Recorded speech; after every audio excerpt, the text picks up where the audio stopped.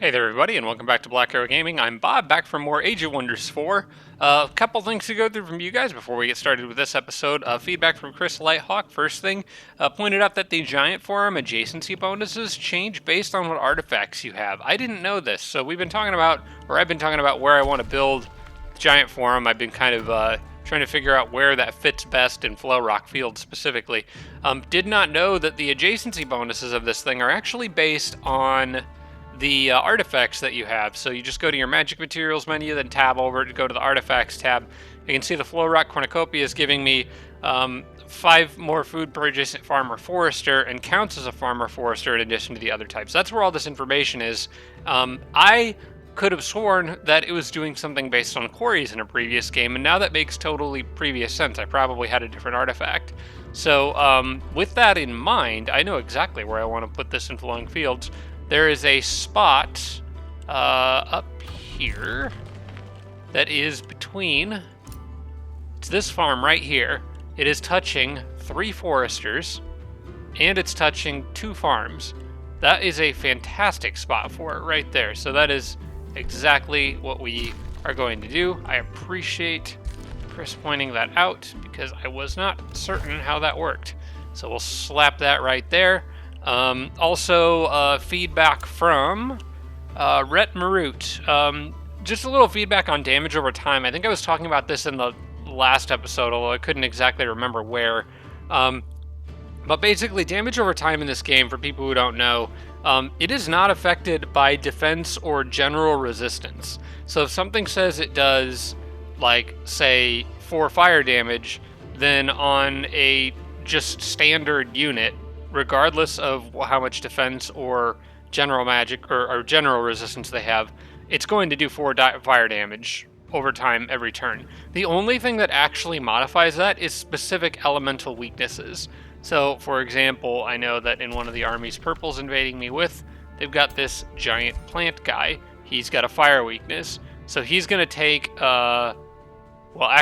he's going to take maybe a bad example because his 4 resistance is offset by, it's a perfect example, because the resistance doesn't matter. So this guy is going to take more fire damage from that.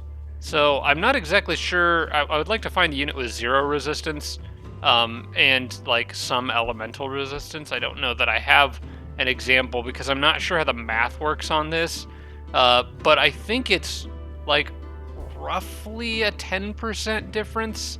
I don't think that's exactly a 10%. I don't think, say, having 1 fire weakness means that fire does 10% more damage to you and 2 does 20 or 3 does 30% more.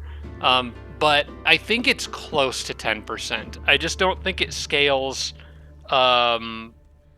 just additionally. I think it I'm not sure if logarithmic is the correct word because I'm not really a math guy, but I don't think it scales like 1 for 1, but I think it's pretty close to every point is roughly a 10% adjustment to the damage modifier. So, and I could be totally wrong about that. I'm sure someone in the comments can correct that. So if you're curious, take a look in the comments. I'm absolutely sure somebody knows that for sure. But yeah, basically damage over time effects, the only thing that affects how much damage they do is specific elemental weaknesses, which means that bleeding, for example, which does physical damage, is always going to do exactly how much damage it says it's going to do, because there is no physical resistance or weakness. At least not yet. I don't know if the new vampire stuff is going to change that. I looked through what the tomes and stuff and the rulers do. I've been reading the dev diaries. I don't remember it saying anything about that, but there's a lot of new stuff in those tomes, so I could have missed something. And then the last piece of piece of feedback for this episode comes from me, because I realized something after I stopped playing. In the last episode, Hephaestus over here, I lost a Geomancer in this group, which was kind of annoying. It was like right at the tail end of a battle, I think, and I'm thinking a conversation with people in the comments suggested that it may have been the result of a combat spell that, or a combat enchantment that I didn't realize that just finished off a really weak Geomancer that I didn't even realize. So I'm going to try to reinforce Hephaestus' army. I know he's got, I've got 1 regular tier 1 swordsman in there with him right now. I am going to, since I have a massive surplus of money at the moment and can't really possibly spend it all, I'm going to just take that Geomancer and hurry him, because I can do that now. We can just throw money around. And then I'm going to take another Geomancer that was already in here, get the 2 of them, and get them. Oh, this one is a little. I might just use Force March on this guy to get them out there faster. Yeah, by the time it wears off, he'll be in better shape. I'm not sure if I want to waste money on that. I don't know if that's worth the Imperium, because I'm not really using Forced March that much. Actually, what I might do is use Favorable Winds. That makes more sense. So let me take this guy, and we'll make our way towards that teleporter, and we'll take the one that I just hurried, and also make my way towards the teleporter. And then I will just drop Favorable Winds on both of them. And they should be able to reach that teleporter, and then I can get them all the way to close to where Hephaestus is fighting. We got this teleporter right here. I can work on getting them hooked up with him. Also, I am going to, while that is happening, I'm going to recast Favorable Winds. I know this slows down Scion of Flame slightly, but Favorable Winds is one I need to have ready to go pretty much at all times, so we will do that.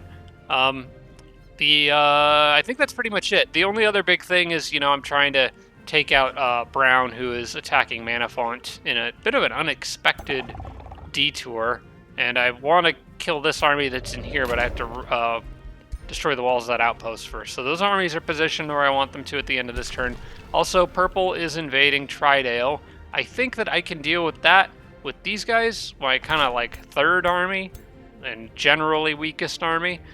They can head down there and probably fight these guys. I had to look at their units. I'm seeing a lot of tier 2s. So a few tier 3s, maybe a couple tier 4s. That's not a particularly scary army, and I think purple's dividing their troops a bit because they're also attacking me up in Flowing Fields, and I don't really care about that. They can attack stuff in Flowing Fields, that's fine. I will deal with them later. Purple's capital is actually somewhat vulnerable, and Hephaestus could go after it. It's right here, but Flame Wall's a lot closer, and I think I would rather deal with that, because if I deal with Flame Wall, if I go after purple, yellow could come and attack Hornward, which I'm still working on vassling. And it would be a big pain to go back out there again. Whereas if I go after yellow and purple attacks Hornward, that means purple is not attacking something else. And I don't think they'll do that. I think they will focus on attacking my core cities and leave Hornward alone. Plus, Flame Wall's closer, so I can get there in a turn or two and maybe knock another player out of the game, and then just not have to think about yellow. Yellow hasn't been a huge threat to any particular city. They've just been pumping out some pretty big, scary armies with those Pyre Templars. So I would like to put a stop to that, and it's just less units on the map that I'm going to have to deal with. So I think I can right-click through all this stuff because everybody is where they should be, and we can end the turn. And I'm going to need to try to remember to drop these quick saves, since apparently crashing is a thing that I do now. Let that save. I wonder if that has something to do with the more recent updates since this game was started. Well, a long time ago. Giant Kings feels new, almost, but it's actually getting a little older at this point. I am excited about the Vampires DLC. I think I'm more excited though about what the Nomad one's gonna be. The one that in the next season pass, the Nomad one that comes after the Vampires. Because if you look at the artwork for it, I was talking about this with someone in the comments. If you look at the artwork for it, I thought it was. I originally, when I think Nomads, I think like Mongols is what I kind of think the culture would be themed after. But thinking about Age of Wonders history and having a conversations in the comments, It could be more based on kind of like a desert themed. Like the artwork shows like a big scorpion. Looks like a desert scorpion. It's got a lot of yellow sand and looking kind of stuff. So I'm hoping for what it reminds me of is the Azracs from the original Age of Wonders. Is what I'm wondering if it kind of harkens back to them a little bit. That could be pretty cool. Harvest Festival, probably going to take the Imperium option here, but let's look. I could take 462 gold, that doesn't matter. 30 alignment doesn't really matter. I would rather just take that Imperium. I might need to think about what I want to spend some of this on, actually. Not this one, because that kind of comes too late, in my opinion. I really kind of need more, I kind of need more options here with all this stuff. Because I've unlocked most of the things that I want. Provinces with a forest feature grant more city stability. I mean, that one wouldn't hurt to have. City stability is pretty much always good. That's the free animal summon, but that's just going to give me trash that I'm going to discard anyway. I'm already doing that with some of my own units. I may as well get this one, Expert Sailors. I've got some coast and river provinces, and extra food never hurts, so I'll just pick that up. I'm not sure why I didn't already pick that up. Then maybe look at what these things get. Bunch of draft or a bandit army. I don't need either of those. Gain allegiance with all free cities isn't super important. I think maybe just saving some for increasing my city cap might be the better option. Oh, right of the Dreadnought, though. All currently active units permanently gain +1 defense and +1 resistance. How long is it before I get my next hero? Forgot about that one. That's probably a good one to pick up at this kind of stage of the game where we're picking up momentum. It would just amplify that momentum.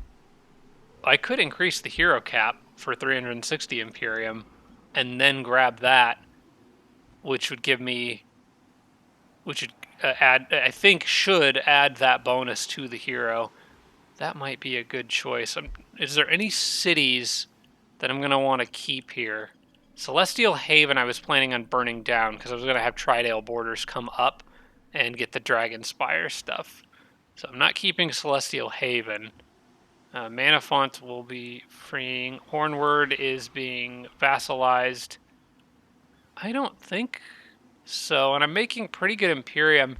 I may as well increase the hero cap. I'm just going to do that. And then I can go into my heroes. Find someone to recruit.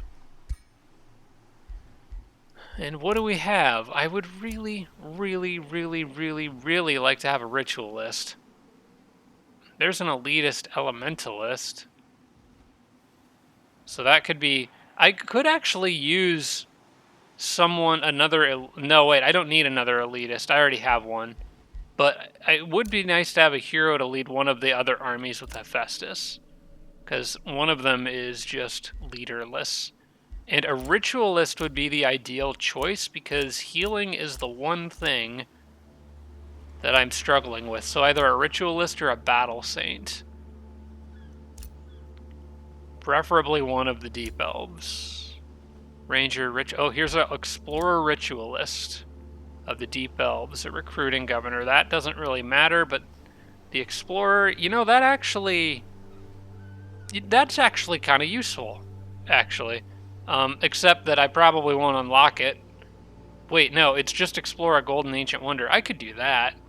I don't know if I'll get this one. I don't know if there's going to be enough ancient wonders left for me to explore, but I might be able to find a gold one somewhere that the AI hasn't touched yet. I think we'll take this guy. He looks really funny, but his race transformations will kick in and it'll actually look like one of my dark elves here soon. So we'll take him. And I'm going to now try to fix him up. There you are. See, now he looks like a dark elf guy. Gonna look cooler with the Scions of Flame transformation. It's one of my favorites. Alright, well, he's got a whole host of stuff to choose from. Probably want something that does... Ooh, I do like the extra range and the purging strikes. That actually can come in pretty handy. Do I want to give him a staff, or do I want to have him be a mounted guy?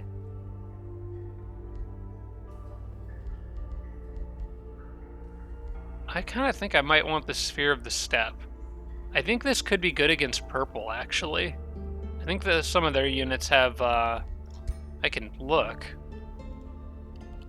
I'm thinking some of purple's guys have yeah, they got that tentacle transformation, so they're weak to spirit and fire.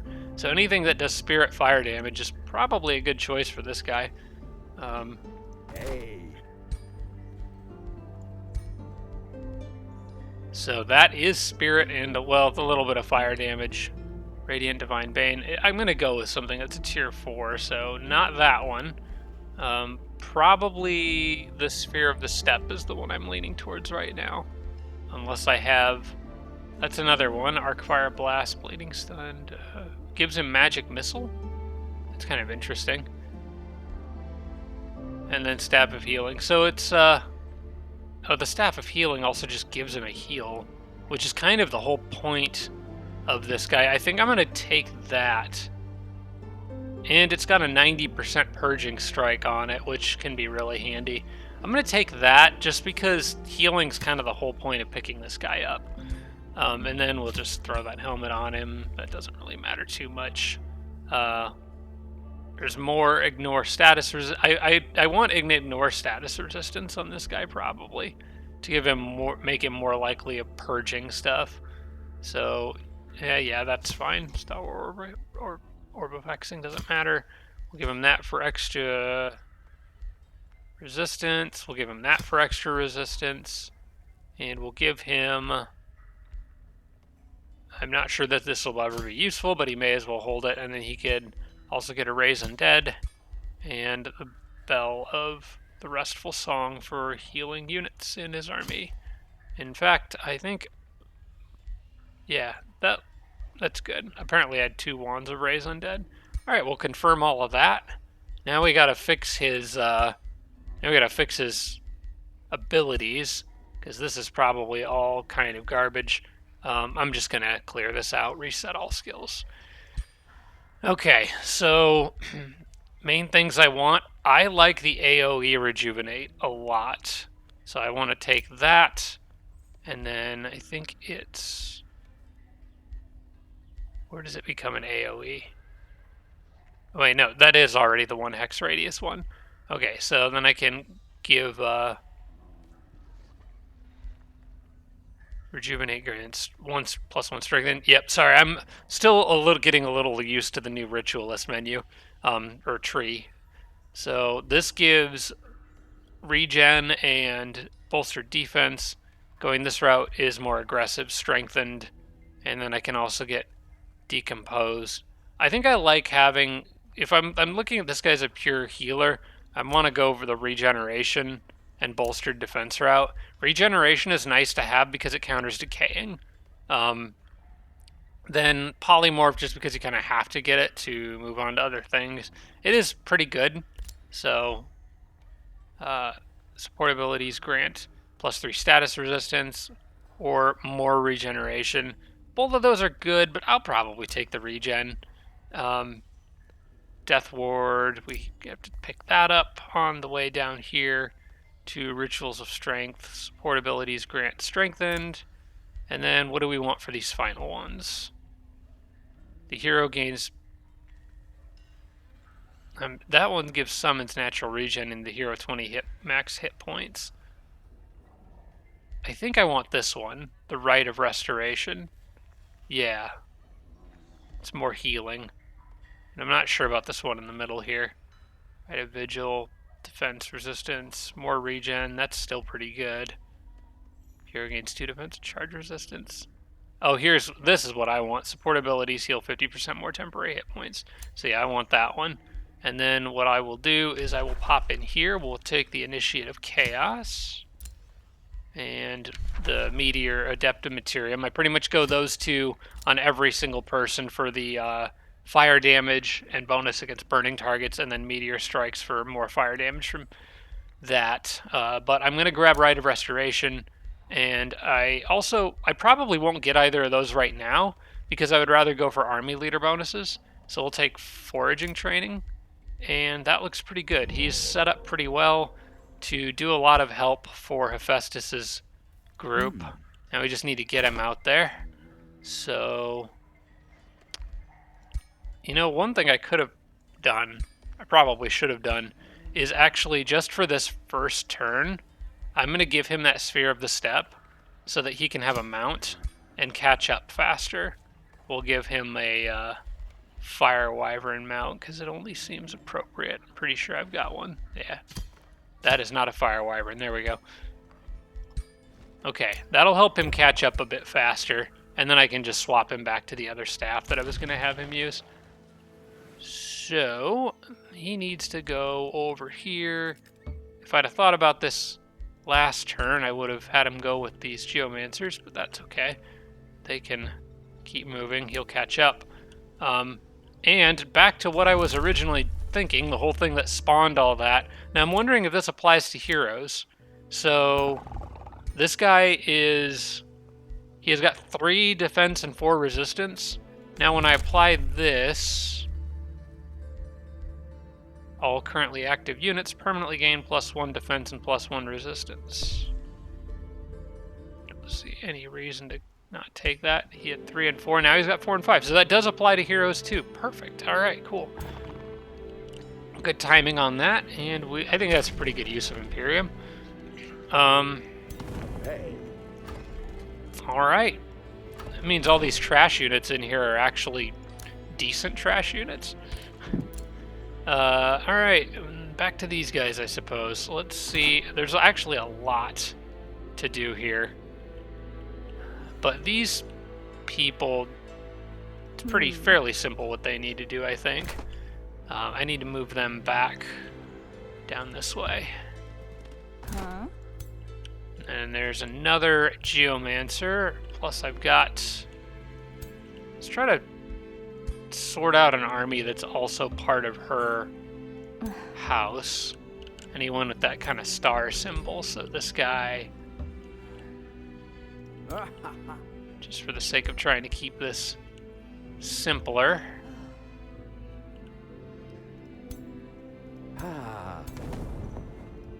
Did I produce another unit in Flowing Fields on this turn? If I didn't, I need to hurry their production. Why did I lose Flowing Fields? Where is it? There it is. I did. I got this guy here. Okay. So then he can warp through there and just turn right there. So she's got a fairly full army there of friendlies. And then I can just get other random stuff. I do want that knight in there. He's getting kind of close to evolving. So we'll add him right down there.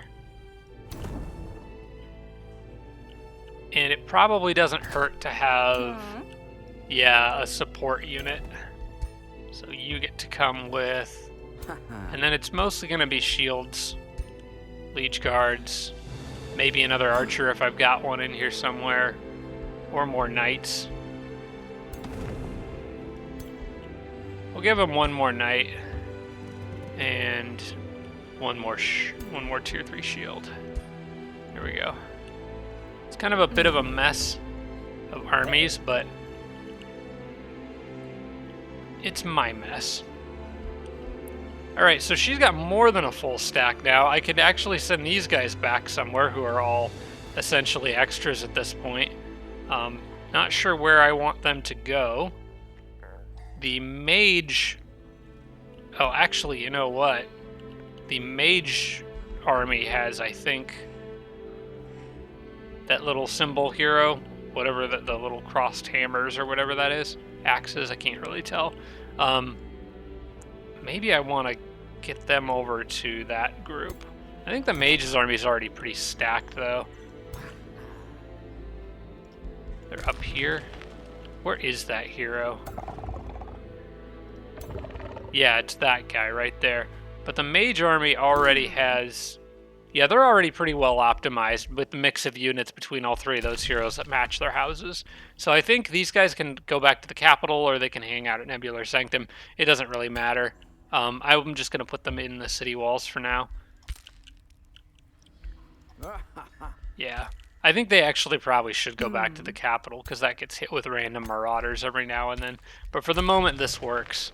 Then with these guys, I am just going to guard Hornward with Hephaestus while those other units catch up.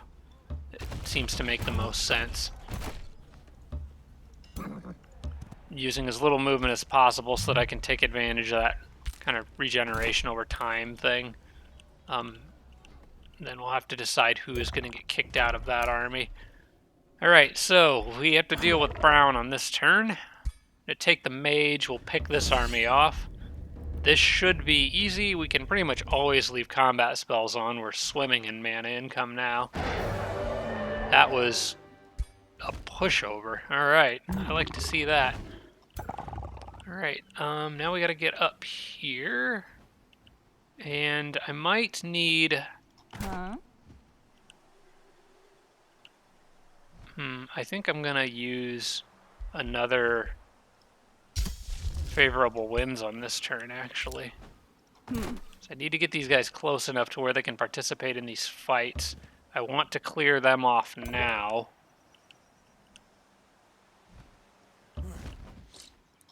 So I think I'm going to end up boosting my mage's army to give them a little extra movement.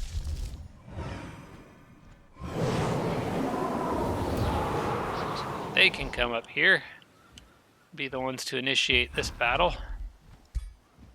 Before I forget, let's channel that again. Eventually we'll get Scions of Flame done, I swear. Oh, look how weak they are already. That's, Manafont at least softened him up quite a bit. Easy, easy, easy. Get out of here. Stop fighting my friends. I'm never going to use that, so we'll just take the materials from it. Okay, Mage Army, Manafont is saved. Mage Army can go do other things. But preferably I do want my units to end their turns in the friendly territory here, so we'll try to make sure I arrange for that. There we go. So they'll be pretty much all patched up and ready to continue fighting. I'm not sure where they'll go next. It depends on how things go with Purple, who's currently being the most aggressive threat. Getting back over to Flowing Fields would be nice. But I kind of want to go deal with Brown a little bit.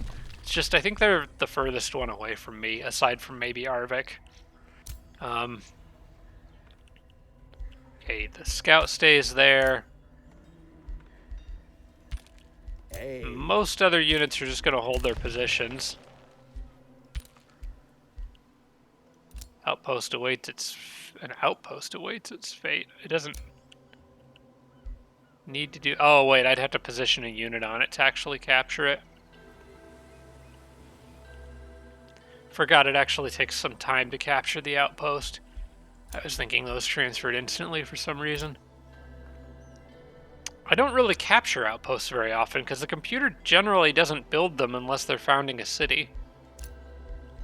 Which is something I kind of just now noticed. Okay, more hero remains, an outpost remains. Okay, we can't do anything about that. Flowing Fields produce Liege Guard. We knew about that already. And I think I can end the turn. After I drop my just-in-case quick save.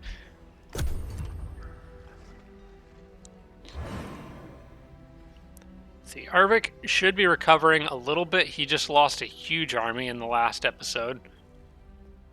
I don't even know where to look for him to show up anymore, though. It still might be Nebular Sanctum here.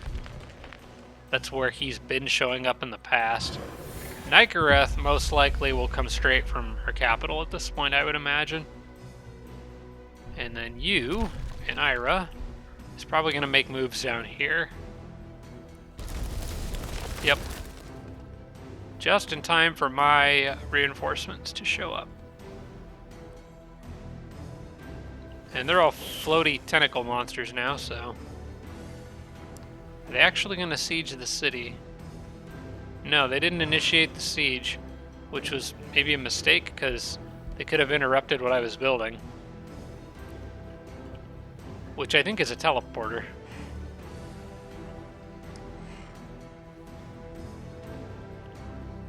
Who was the one who had the spell that was turning...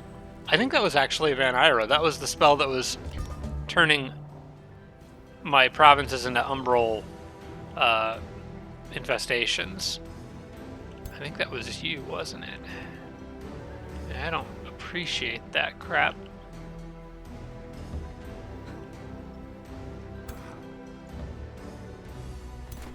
Alright, well, we gotta clear this nonsense out. So, low risk. I think this should be pretty easy, although I am almost gonna guarantee you those knights get themselves killed. Holy smokes. Once again, I seem to have underestimated the Umbral armies. Alright. What is the problem here, lady?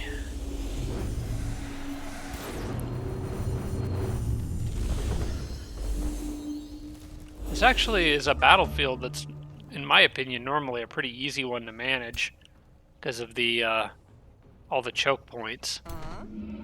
The AI generally doesn't handle well, so I might perform significantly better. It does have arc fire burst on that hero and fire evocation, which that's the one that does damage to all connected enemies, so I need to be mindful of that and maybe spread out a little more. On this side we've got battle mages. I don't really see why this battle went so south other than if the constrictors pulled units out of position, and there's only one constrictor that I'm seeing, so I guess we'll find out. I'll spam spells if I have to. Let's spread out a little bit, move forward, try to lock down those choke points. Maybe not step on the fire.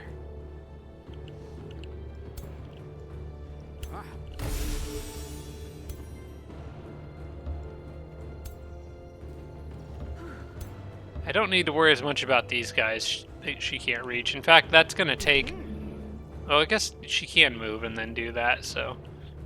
have to keep an eye out for that. But these guys down here, they can bunch up. It doesn't matter as much. Apologize again for any sniffles. I am really struggling this time of year.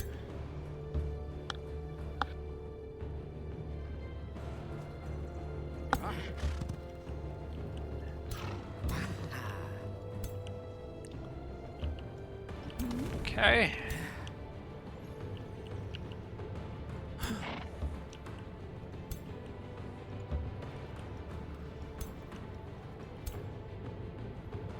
I think that's good.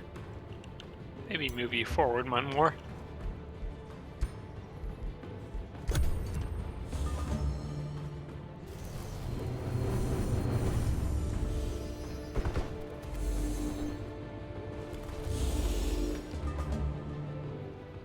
Okay, I am back. There might have been a cut there in the video. I sneezed, and then I am back now. I think I may have clicked end turn as I was sneezing. So I'm not sure how I edited that out, but they did shuffle some of their units forward, and it is now my turn again.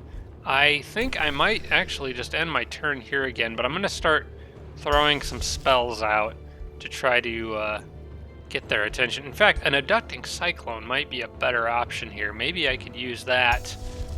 I would love to grab that hero and pull them forward right to there. Yeah, we'll see if we can pull them out of position and mess them up a little bit. Oh gosh, those geomancers are doing some work there. I think they have a fire weakness because of the undeath, yeah. This is not a good environment for them to fight me in. Well, I'm not going to have to worry about bunching up, because... Oh, okay, that was a little weird camera view there. But she's dead, so we don't have to worry about that hero anymore. And that might be enough to force them or cause them to move out of position. I may as well drop these long-range strikes where I can. Can't quite hit that one where I want. So we'll just kind of go like that. Hey. Now that I can group up, I will do so.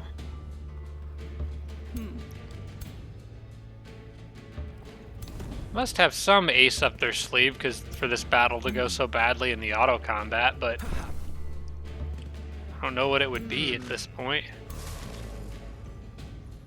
Let's see what's big plant guy back here got cooking. I can just kind of move out of the way of that.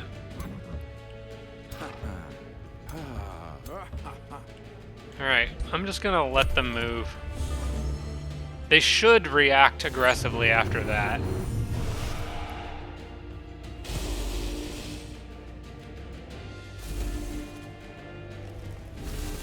They do have high damage output, it seems. It's punching right through my armor and resistance.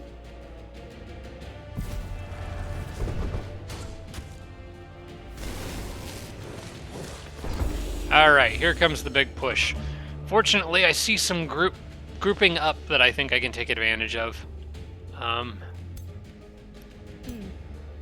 As for this guy over here, I do not like those constrictors. We're going to try to mess them up.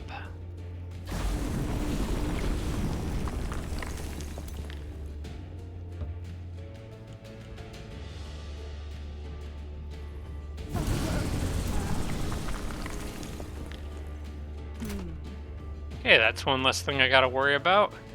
You can move up here, and we'll just do a cleaving sweep, because that actually does more damage. She enters defense mode because of defensive masters, and then I can just chase that guy down with that shield. And now, for the big group. I am going to use Lava Burst here, I think. Just to set a bunch of crap on fire. Try to get that tree guy in there with it. Alright, so they are all burning. This person's gonna get smoked by that knight. And now I've got AoEs for days. Can't really damage that guy because of his annoying ability. But I can start dropping big fire damage on all this crap here. Yeah, just all the AoEs.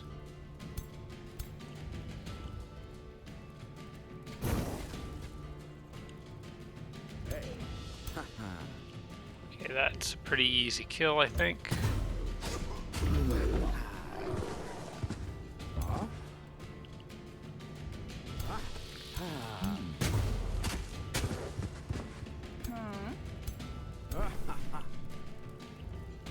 Might have him patch up his buddy here. These guys can just defend against that astral serpent thing. And is there any threat here for anybody? Not too badly. I'm just gonna run him down here and finish that thing off. And I could actually move him over here and prevent this guy from using any range attacks without moving.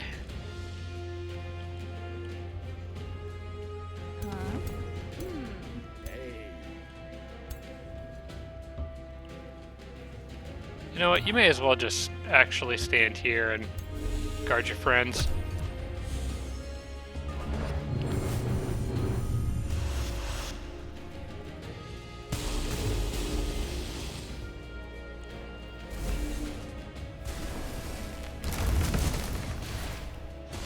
Okay, we got an astral serpent behind me on that side.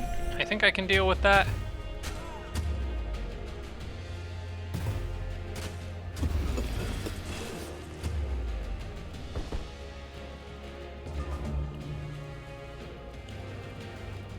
Okay, he is not technically standing next to a friend, which means my knights can freely ride right up behind him and stab him.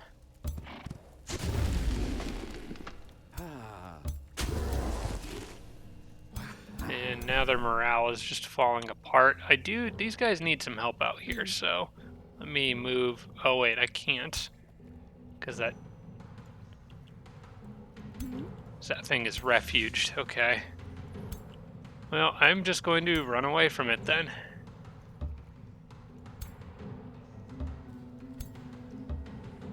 And move you back down here to deal with that.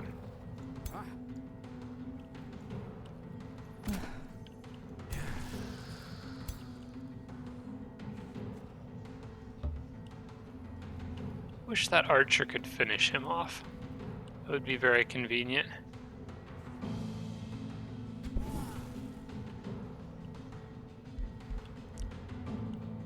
Might be able to use Immolate to get him. May as well just use Ignite in that case. I think these guys can stun me. I'm gonna try to soften them up with the mage. I want to get through to that guy back there.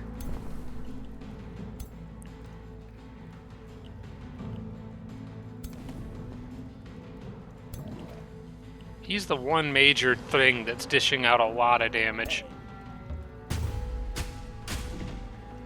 Okay, I'm resisting Astral Membrane, which is good. I actually, in this situation, it's probably best to defend with him first to give myself a little extra status resistance, so I'm less likely to get stunned.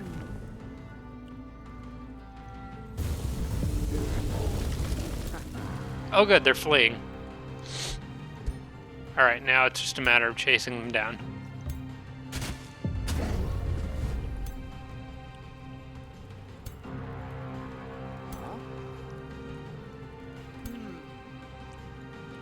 Alright, well if they're fleeing, then what I'm going to do is just ignite that guy so that this hero can run out here and actually taunt him. There we go. So he's not going anywhere. That serpent will probably get away, unfortunately.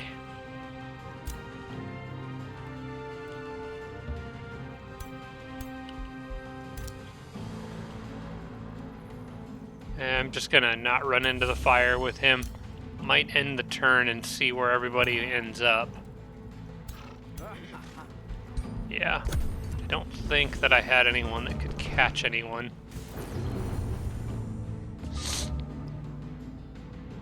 I don't really want him to get away. I do not like those things. So, we're gonna pull him back. And we did get the stun, perfect.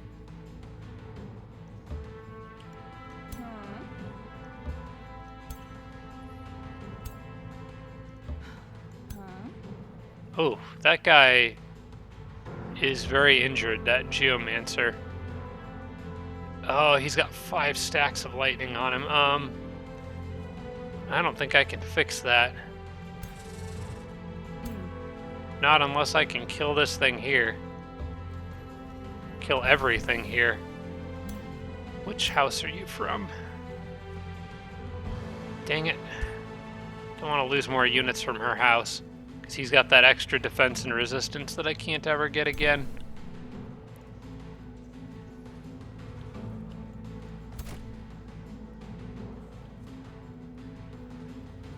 Hero doesn't have a heal either. I think that Geomancer's dead. Damage over time has been a bit of a bane of my existence this game.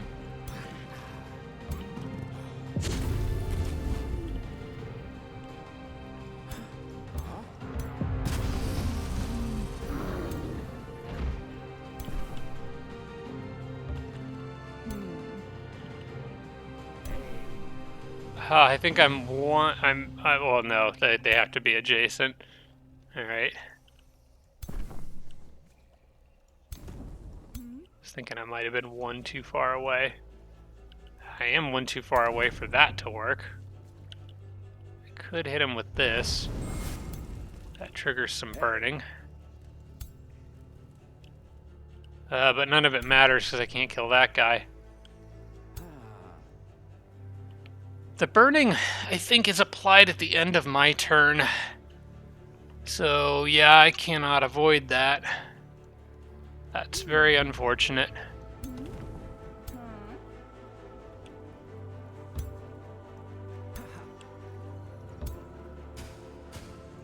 Ah, well. Let's just try to make sure we take this guy out on his way out.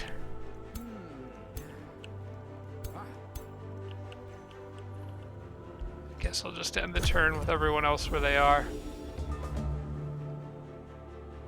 And this one's about to die too, although I care less about him. Well, that's slightly annoying, but it was a pretty big battle, so... Kind of a cool sword. Don't know that I'll use it, but gives Dragon Slayer. Could be handy if purple ever actually makes dragons. I think they could. I don't know that I can attack those guys because they're on the lava. I can't go on the lava yet, so I will probably end my turn in the city itself.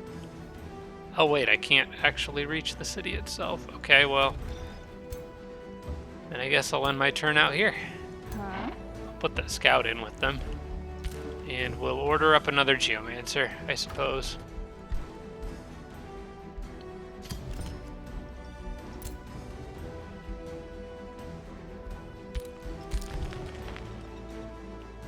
The geomancers seem to be dying quite frequently. What is purple doing out here with that random guy? Alright, well, we gotta drop some units from Hephaestus. I already know some of the people we're gonna ditch. Like that guy. We don't need the pyromancer in here anymore.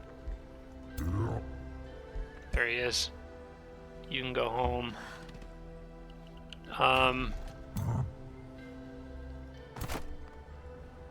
And probably drop one of the two bannermen since I'm getting a... Probably drop the bannerman in the empty army because he's going to get replaced by the ritualist. Yeah.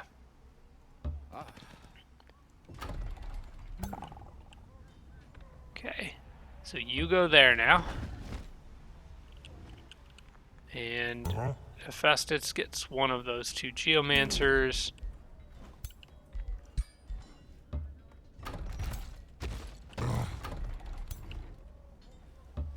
And the other one goes to him. There we go. Hephaestus' army is pretty much fully kitted out now. That's probably what they'll look like all the way through to the end of the game if they all survive. I do want to turn this guy back into a staff person, so we'll give him back his staff of healing. And now Hephaestus' army actually has some decent heals.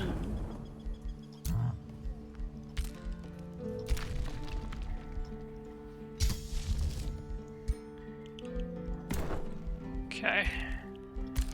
And back to my mage. They just need to head back south. I probably should make this a teleporter. I don't know why I haven't already. Probably for cost reasons, but that's not something I need to worry about anymore.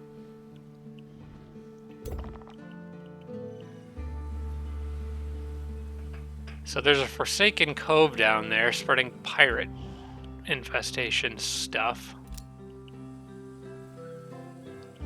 That's something I want to bother with. It's kind of in between me and some of the enemy stuff. I would still really love to know why brown keeps showing up down here. That's one thing that I do not understand. Like, I'm thinking there must be some umbral connection or teleporter connection, but it doesn't make any sense to me why brown keeps showing up all the way over here when their capital is, like, underground in the southeast of the map somewhere. I wish I could figure out why that's happening. Alright, well, for now, there's nothing else for them to do other than basically move back down south, so... That gets them closer to the teleporter that I have at the bottom of that cave entrance.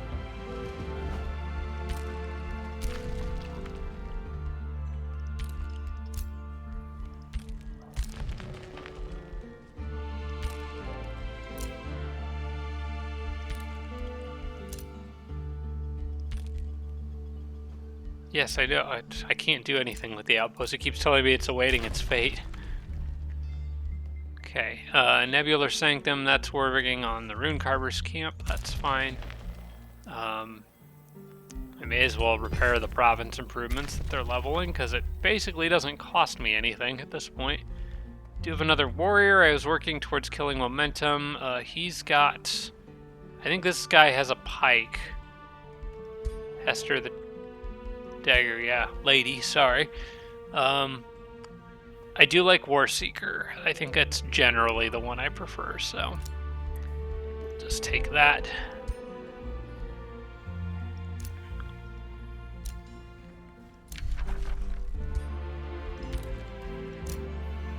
And more provinces being pillaged. Pretty normal. Huh? So I'm not sure if purple will attack me again or back off. I think they probably back off here. I would have liked to have finished them off, but I don't really have anyone that can go get them on the lava, so I don't have Scions of Flames yet. I need that first. So I think this is where I end this turn. They can't siege the city, so I can let that teleporter finish normally. There's no real reason to hurry it right now.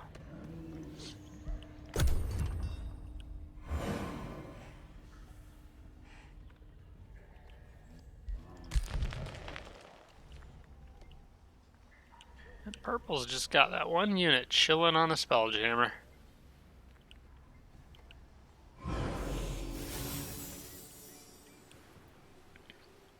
Okay, Nykareth summoning some stuff out there, or casting spells.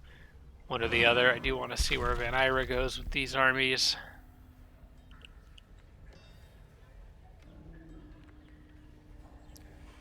Yep, backing off like the cowards they are. That last army was, despite being a lot of tier 2s and 3s, they had some damage output. I gotta give it to them. They were punching right through my armor and defense, so I think maybe taking her out somewhat quickly might be... I think my mage's army might actually go try to launch an attack. And matter of fact, once that teleporter's back, I might bring my mage's army here and go straight up out of that tunnel after Celestial Haven.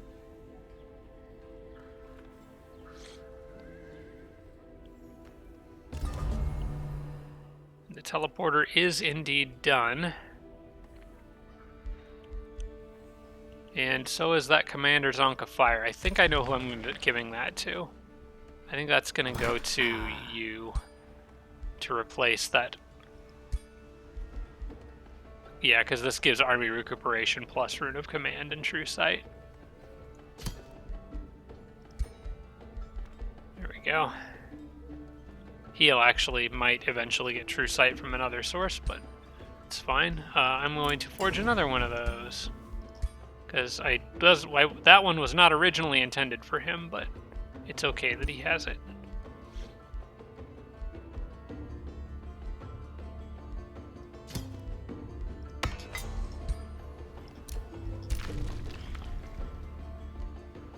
Alright, so they can't really...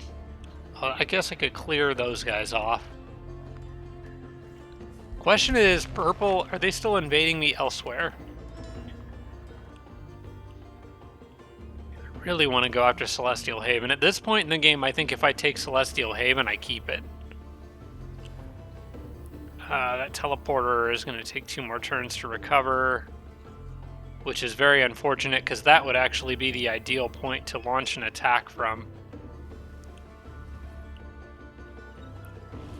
Yeah, the timing of this just doesn't quite work out.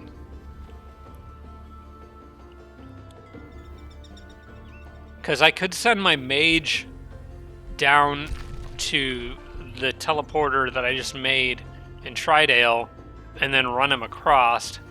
But by that point, by the time he gets over there, it's probably going to be simpler for me to just wait 2 turns and have him take this teleporter when it becomes available. If it becomes available. They could, I could actually go for this one and then run up through here and down. That's probably the fastest route. And I am pretty sure I want my mage's army to go hit Celestial Haven.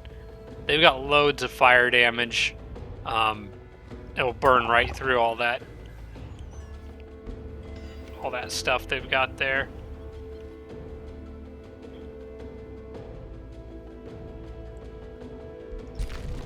just occurred to me that I probably need to send some crap unit like the scout up this cave to go. Whoops. Hello, scout. Where'd you go? I misclicked. There we are. You go up there just to capture that outpost. Let's see, the rest of you guys, I think you can all reach the teleporter. Yes, you can. Perfect. Okay. So, I'm going to have you guys all come over to this point. We're going to get ready to launch an attack on purple.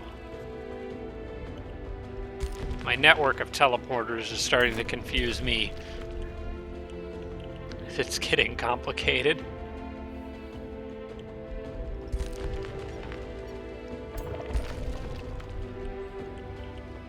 There we go.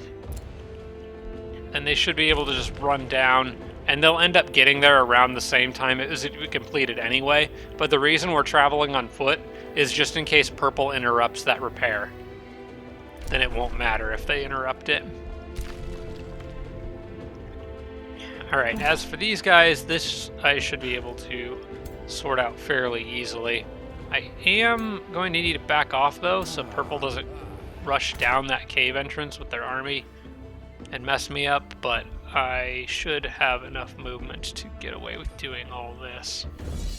So we're going to do an auto combat. That is a safe battle.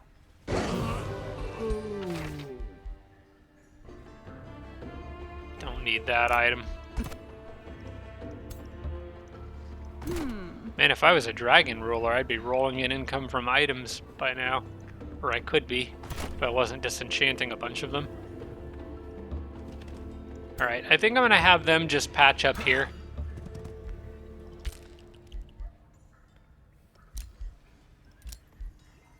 New rally has started. So I could do more Rally of the Liege stuff. Maybe it is time. City was released as a vassal. Was that Hornward, finally? Yes, okay, good. They're a minor tributary. Where are all my Whispering Stones at? High Pledge, Kill Vault, and then one in Tridale that actually needs to be there. So who do I want to reinforce? I don't think that Kilval is under threat anymore. Yeah, they're not really... Logar was the main threat up there, and he's not an issue anymore, so... Kilval does not need reinforcements. Hornward might, though, if Hephaestus leaves. So I might reinforce Hornward, either them or Manafont, but I don't really expect Manafont to find themselves in too much trouble again like that. That seemed to be kind of a really weird one-off attack that kind of came out of nowhere. I think I'm going to probably reinforce Hornward. And I have the money to do it now. So we'll just give them... Ooh, Umbral Mistresses are very good. Throw a Bone Dragon, couple Fire Giants. A Astral Siphoner maybe? Corrupt Soul. Summoner is good. It just gives them extra units to work with. And the Astral Siphoner I think is good.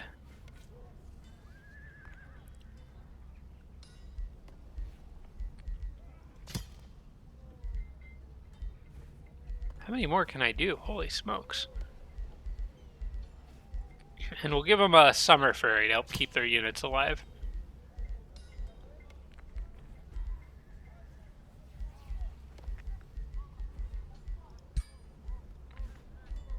That should be enough for now.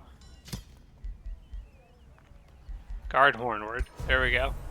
That was a lot of units that I just threw over there. I could send even more if I wanted to. Yeah, let's just absolutely stack Hornward with Defenders. We'll give them a Fire Dragon. That might help if Purple tries to get involved.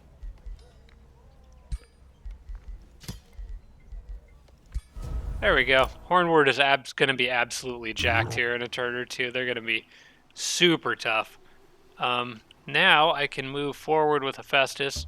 should be able to get close enough that I think I could start the siege on Flame Wall next turn. I might have to use... I want to end the turn in friendly territory here, because my guys are still reeling from the fighting Arvik in the last episode. But I think on the next turn I can probably hit Flame Wall. Oh, there's actually friendly territory here for me to work with. I just noticed that. That's very convenient.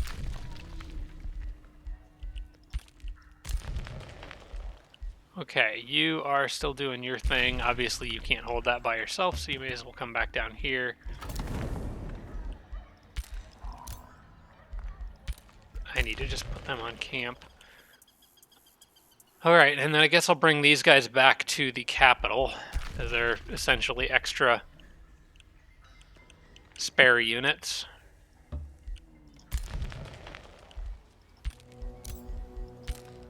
Imagine being in Flame Wall and just looking out over the horizon and seeing this guy. This is level 20, super powered fire giant marching your way. Alright, where did I build the giants for him in this city? Right there. So it's connected to a farm there. It's connected to a forester there. That's not really the best spot for it in retrospect. However, I do think I still want to focus on getting, like, research posts and stuff. So I'll just keep doing what I've been doing there. As a matter of fact, I just had a thought. I'm getting so much extra money now, it makes more sense for me to change, if I can. I do not need the Merchants Guild in here anymore. I think I'm going to switch to a Research Guild in my capital. Because right now, research is worth more than gold to me. I'm making 1,000 gold per turn, so I don't really need the Merchants Guild. So we'll switch to research, because that actually has a much larger benefit at this stage of the game.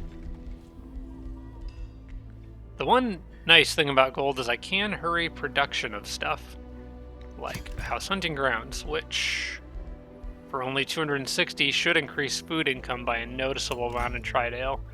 Yeah, that was like 20. Oh, wait, that was... Oh, Lord's Manor is what I was thinking of. Well, same thing. I'll probably just buy that on the next turn. That should give like 40 more food in Tridale. And I do want Tridale to start piling up extra food, because the moment Celestial Haven goes down, I want my borders to just spill out and start grabbing all those dragon provinces around that... around this mountain, Dragon Spire Mountain here. Or Dragon Spine, whatever it's called. Okay. And I guess that is it for this turn. Getting really close to Scions of Flame, one more turn. And we'll also have Infernal Focus here pretty soon, which is great for my battle mages, very strong ability.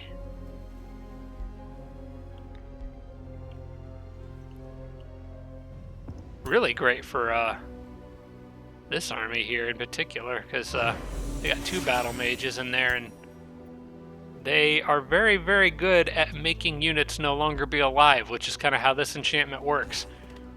Oh, you guys gonna fight back, huh? That's cute.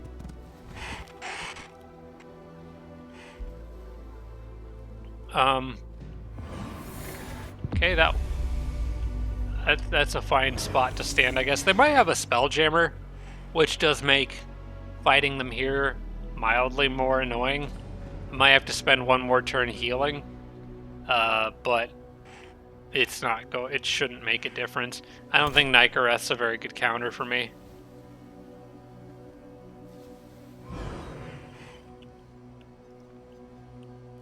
If Flame Blessed Champions from the Tome of Cleansing Flame worked the way it used to, then she would be a great counter for me. But that got nerfed, and rightfully so. I think that was stupidly overpowered. I still think the Tome of the Cleansing Flame is pretty overpowered. It's mostly just because the Pyre Templars are so good for a tier 3 tome, but It seems funny to me that you can get Pyre Templars in a Tier 3 tome, which are one of the best Tier 4 units in the game, and then you have to get a Tier 4 tome to get Exemplars, which are like a subpar Tier 4 unit, in my opinion. But whatever. Alright, well, I guess we smash things. That is the way. I'm gonna just hit that army head on. It does say a risky battle. Why? I mean, okay, to be fair, there's like 1 billion heroes in this army, and they're absolutely stacked with Tier 4s. This is actually a pretty big army. I referred to it as being cute, but maybe I was underestimating them slightly. Let me retreat and see if I have any options. Not really. I don't really have any out of combat spells. Having Scions of Flame ahead of time would be nice. Do they have a Spelljammer active? Because if they do, I might actually hold here. They do. You know what? They also have Flame Herald's Consecration. I'm glad I saw that. I need them to attack me or to step out of their borders. That is not a safe thing for me to fight in. Because they actually built that structure somewhere in their city. I am wondering, should I run around to the Wyvern Eyrie and see if I can find the source of that? There's also a pretty big group of units here. You know what? I think we hold. I'm gonna try to bait the AI into attacking me here. I want them to think they have superior numbers and can actually win. But I do not. But I have a spell. If they attack me, I have a Spelljammer to help me here. If I attack them, they have a Spelljammer and all my fire. Basically, the battlefield effect that would trigger is the one from that Flame Blessed Champions used to do. It's just based on a city structure now instead of a being attached to their heroes. But essentially, it would turn all my burning ground into cleansing flames, which would benefit them and hurt me. And I don't want that. That's very bad. 2 research cycles. What do I want here?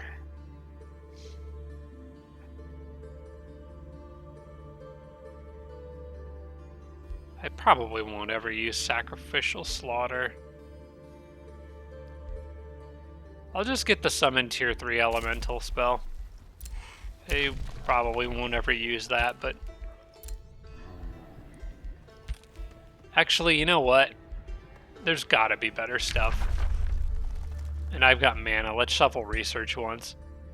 There we go, that's better. Meteor shower. That's way more fun.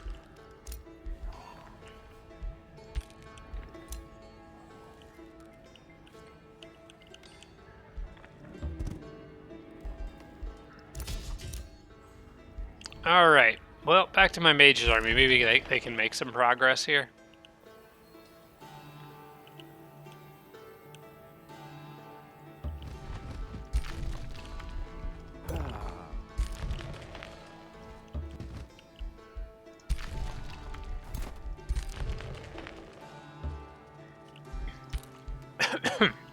Excuse me. Alright, so they're good there. Got another infestation targeting this teleporter. I could go deal with that. In fact, multiple, or not infestations. I think those are all city-state, hostile city-state units. But I have to deal with them one way or another, wherever they came from. Please get off of that. That is mine.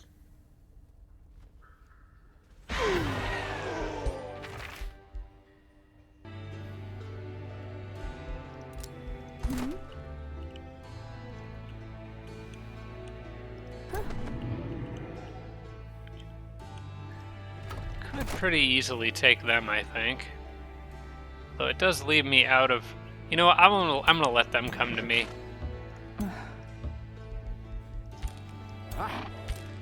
They probably will. Those guys, these invading city-state armies are almost always super aggressive. They don't really hold back. They just kind of throw themselves at you. The one that I'm not sure whether they'll come after me is yellow. They might not. Okay, what I want to do is split these guys off so the scout is kind of his own separate unit there.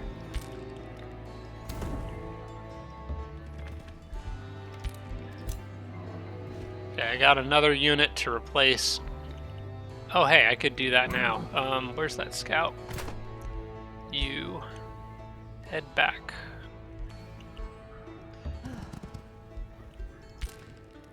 And I can keep adding units from... I think I'm going to just keep adding units from Flowing Fields. I'm just going to keep producing more units here. Whole nother group. Liege Guards. This is going to be a big army led by pretty much just her. Liege Guards. We'll do another Zephyr Archer, another Geomancer. Maybe a Bannerman for good measure. Probably not an Aspirant Knight. I've got enough of them. And they're annoying to level up. Well, maybe one. Because I don't think I have one from her house. As far as I know. Yeah, she doesn't have an Aspirant Knight from her house, so I'll go ahead and give her one. But I've got all this cash, I may as well spend it. Meantime, you can come join them on that army. There we go. So I already placed the Geomancer that I lost. I need to remember to cast Infernal Focus on the next turn. Kingerhelm's borders have expanded.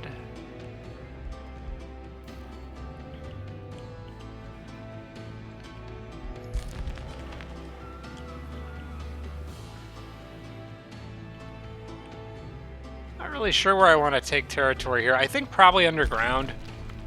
Actually, no, I've already got most of the ones that are adjacent to that Meridon Maze, so I'm pretty good there. What can you build? Ritual Pyre. Where did I put the Giant Forum? Yeah, I didn't put the Giant Forum in a good spot here.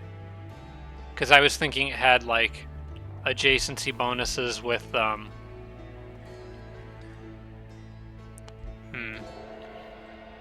Carver's Camp, Lob's Hollow, Spelljammer. Yeah, I would rather have the Giant's Forum here. Because then I could put... Thinking I might move some stuff around in this city. Because if I have the Giant's Forum here, the Rune Carver's Camp could go here. I could put a Ritual Pyre here. Well, that doesn't really help much. I think it would be a fairly minor change and probably not worth the... Yeah, I think if I want growth here, I just put a farm here and get the one adjacency for the Giant Forum out of it. I might move the Spelljammer somewhere else and be able to put another farm there. Farms are useful right now, so... Because I would like Kingerhelm to grow much faster than it is. So I think leaving the Giant Forum where it's at right now is okay. I'll just put a farm there, and then it gets it one adjacency and grows the city slightly faster.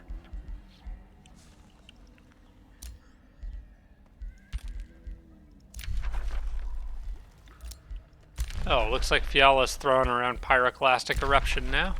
Actually, I think she did that in the last episode. And Nebular Sanctum can make stuff. Probably want to do the Lord's Manor. I think that's just more food, so... also, the Academy is a good choice as well. Nebular Sanctum doesn't really benefit quite as much from having more food right now, though, because they can't grow out of the borders here. That might actually be better for them to do the Academy, I think.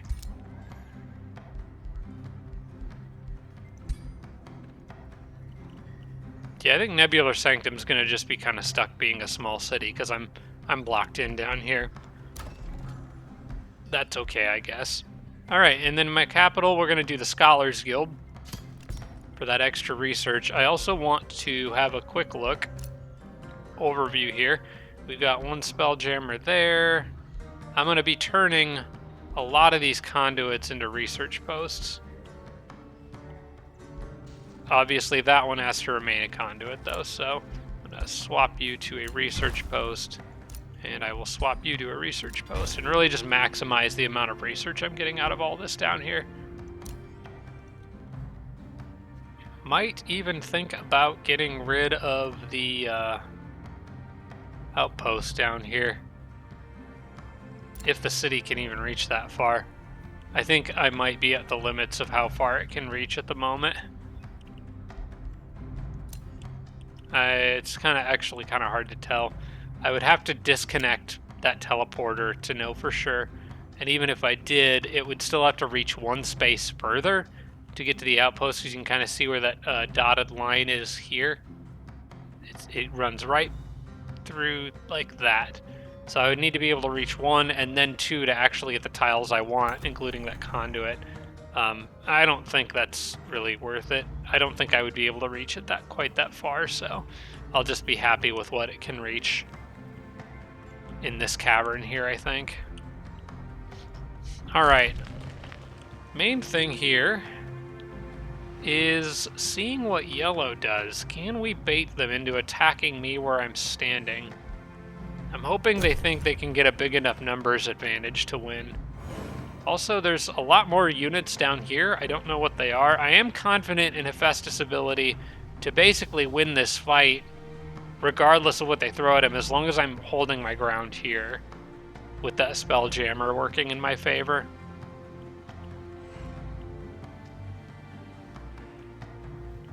Come on, do it, I dare you.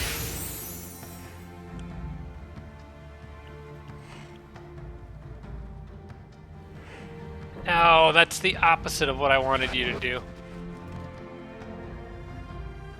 In retrospect, I really should have fallen back.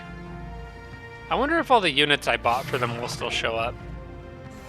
Well, maybe they got weakened a bit. Actually, they left themselves in a poor formation there.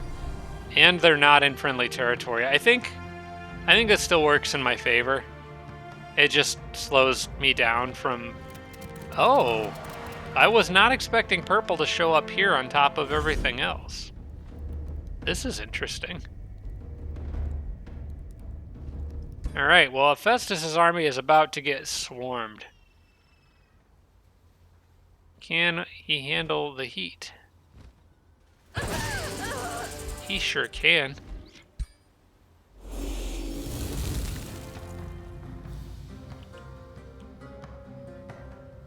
Unfortunately, can't really go after them. Although the radiant flames that I would have to fight in yellow's territory. Oh man.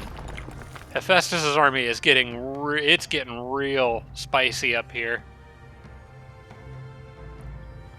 I might need to just fall back and hold Hornward. I'm running into far more resistance than I anticipated, because purple's been pretty active elsewhere, and so is brown. So the fact that they're able to field armies of this size to come try to save yellow is a bit scary. Okay, yellow did get all those extra units in there. So that's good. I don't think I need any of that. I have multiple spirit mounts already, so just discard all that. I will discard this archer. Hey. And I'm not going to go fight them.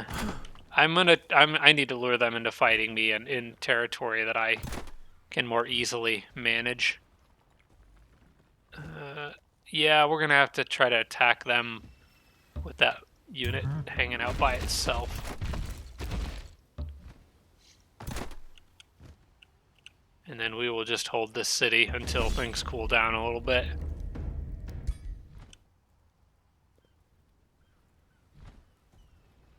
Okay. Gotta take advantage of those bad formations whenever we can. This is also all stuff that I'm never gonna use. And the rest just has to all go at once.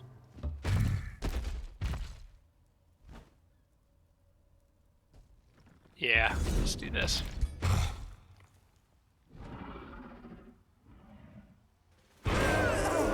Okay, that was pretty decisive.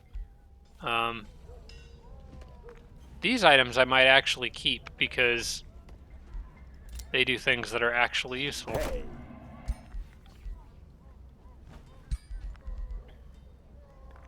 Of course, Hephaestus already has those extra casting points, so I'm going to give that to somebody else, possibly my mage.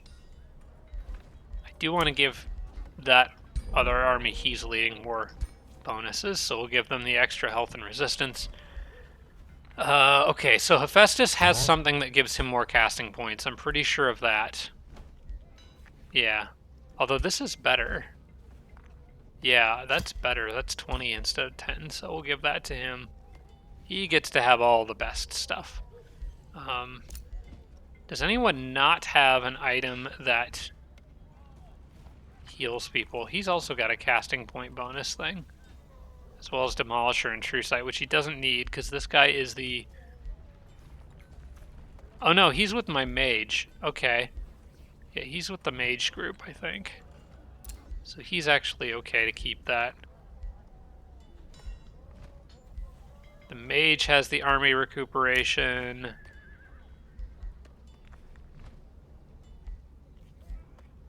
He's got healing and siege master, which are both good, as well as umbral malady immunity. I like what he's got. I might give that next Ankh of command or whatever to him. Her army does not have anything that grants health, so I'll give her that old thing. Actually, I'll give her this, so she can have True Sight. Okay, that looks good for now. Heal, summon Spider Monarch. 10 casting point bonus. Where is she at? Enid the Boar. I think she's with the mage. What do I want to get rid of here? All of those are good.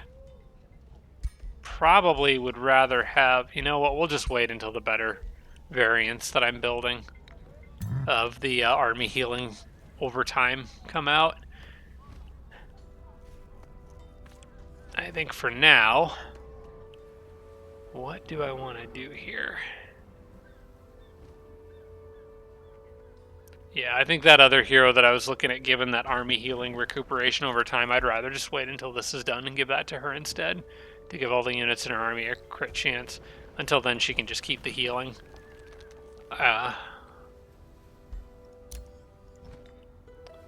So I think I probably want to just stand on the city and defend. The city doesn't have walls, so they can just march in here and attack me if they want to. They might attack my friends, which would be kind of annoying because I just bought all those units for them and they would just die. The one thing that I'm thinking might be a good idea here is attacking Van Ira, because the Consecrating Flames effect is actually going to really hurt her because of all the Umbral units. Plus, I just messed her up pretty good, and she's got a single stack down there. I have favorable winds. Oh wait, I need to cast this. Hang on. There we go. Now I've got some proper fire elves. Okay, so I can now walk on lava, immune to burning. I'm immune to burning just in time to use it in a battle where I'm going to be fighting in Consecrating Flames instead of burning, unfortunately. But I think attacking Van Ira here is still a good idea because she's going to take just as much damage for that Cleansing Flames as I am. Actually, she'll take more. So...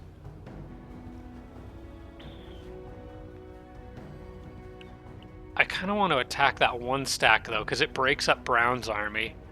Who's got the most movement here? These guys do. Alright, so I think I've got a plan. I just have to be careful to do this correctly.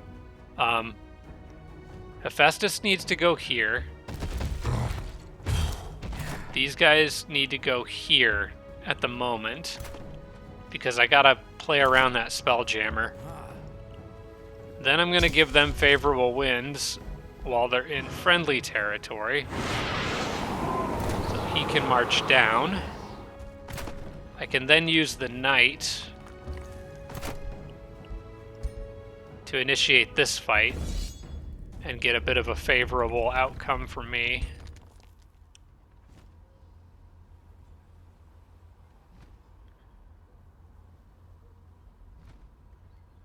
Come on. There you go. Okay, pretty decisive victory there.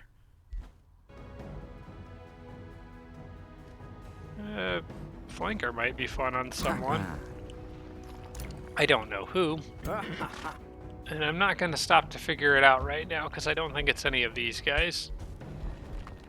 Yeah, I like his Siegecraft book and the army trainer bonuses that he's getting. So we'll leave him the way he is. What about you? You've got, like, leftover items. Like, you're never going to use that one of provocation.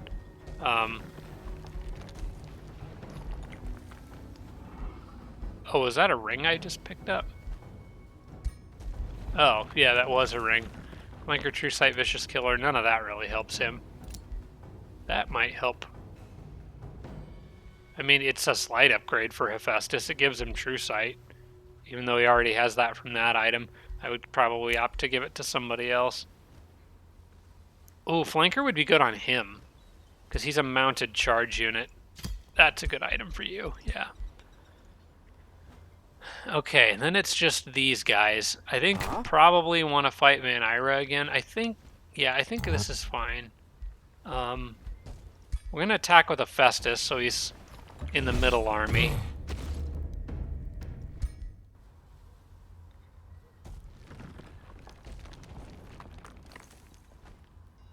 As long as I'm not fighting Nykareth's units, who all benefit from the Cleansing Flames, this is a bit more of a neutral fight.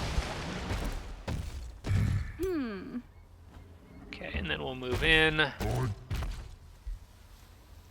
In fact, I think these guys have more movement, so we'll use them, because I want to make sure that I end the turn in friendly territory, so I can go like this, then attack with the knight.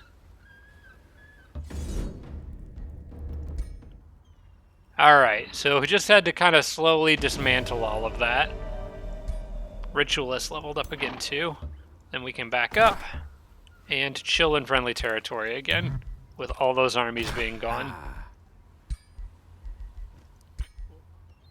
Alright, now we get to start branching out and specializing this guy a little more. I don't really want to mess with the wild growth stuff, although I guess it doesn't matter if the flora gets set on fire, because I'm immune to the burning anyway, so. I do kind of think I might want to go ahead and get Searing Strikes and Meteor Strikes, though, because this guy does have a pretty powerful attack that would benefit from those nicely. It's worth looking at the protective wild growth stuff, though. I don't really want to...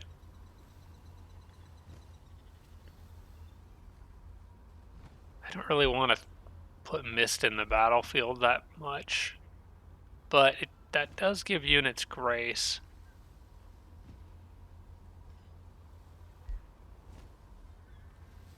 Friendly units gain True Strike for one turn. That could be very good. Yeah, let's just stick with... Ooh, well, Army Leader. Units in Army have Swift. That's nice.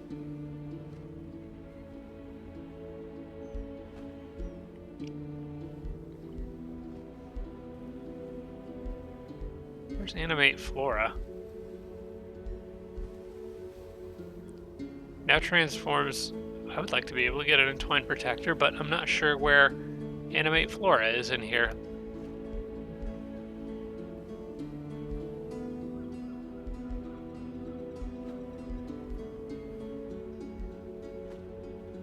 Where is it? What am I missing here? Animate Flora should be in here somewhere. There's Hostile Wild Growth. Or Protective Wild Growth. Living Wild Growth. It's Living Vines. Friendly units get 1 grace. Immobilized. That's not it. Fey growth is not it.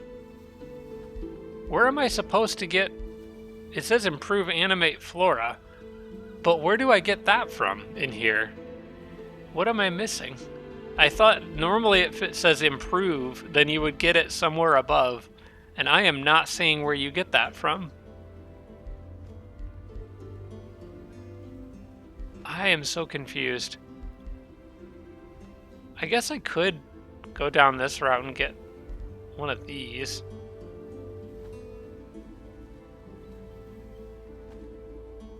Actually, that's not a bad one. When the unit enters defense mode, these bonuses are given to adjacent allies. It gives everyone...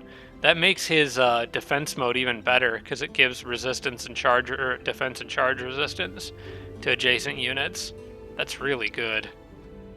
I actually think I want that, because I'm kind of using him as a guy to protect other units. I'm confused... Excuse me, dry throat. I'm confused about that Fey growth thing. So these guys did not attack me. Hey, I can walk on the lava now. Cool.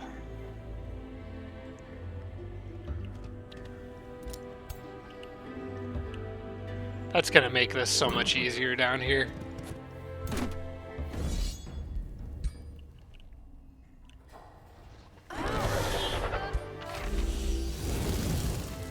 Pretty plate. That's a pretty solid item.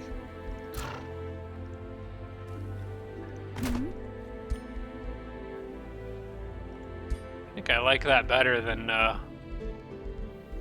what she's wearing.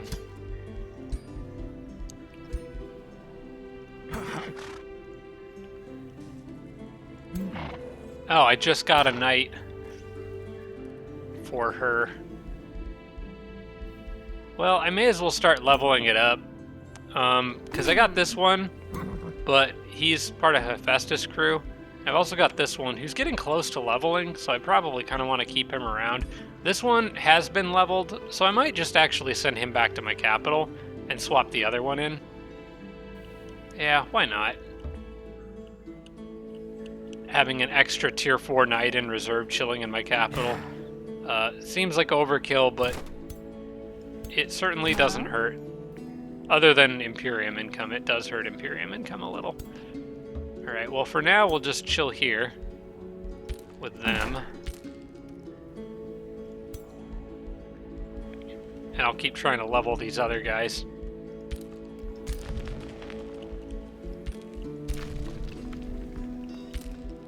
I really wanted to go after, oh, wait. Do I have favorable... I can't cast favorable winds again. I'm really close. Oh, wait. Hang on, I can do this, because I can build a road. I think I can do this. So I should be able to build a road through those trees and go straight at that city. So if I follow the road that I already have, and then enable road building,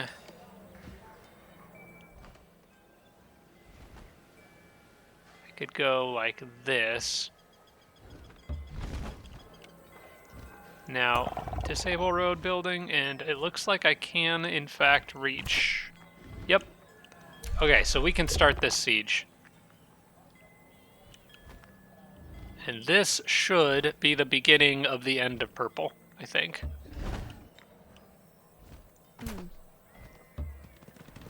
Try to keep the others in friendly territory if I can for the moment.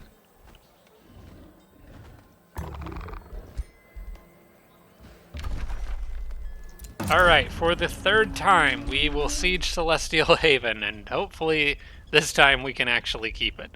I will go ahead and construct Devastator Spheres, and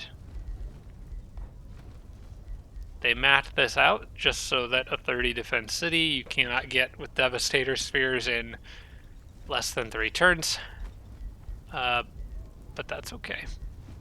I will bring them anyway, and then we'll just do Tower Bombardment and Undermined Walls and Burn Battlements. Burn Battlement's going to be kind of a no-brainer going forward. If I can set fire, I should probably set fire to things. Alright, I'm just gonna put all these guys on camp here.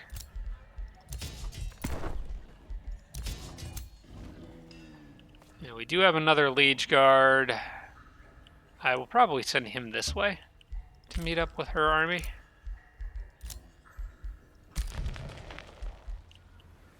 And remains have been collected.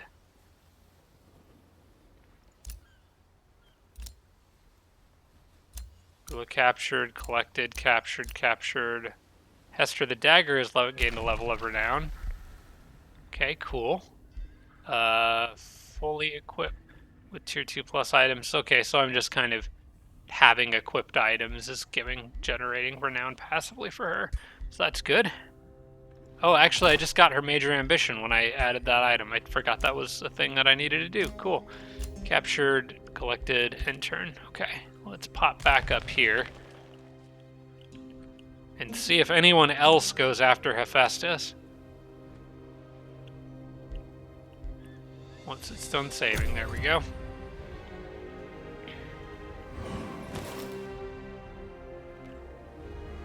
If they don't, my plan is to move Hephaestus here and siege from this spot.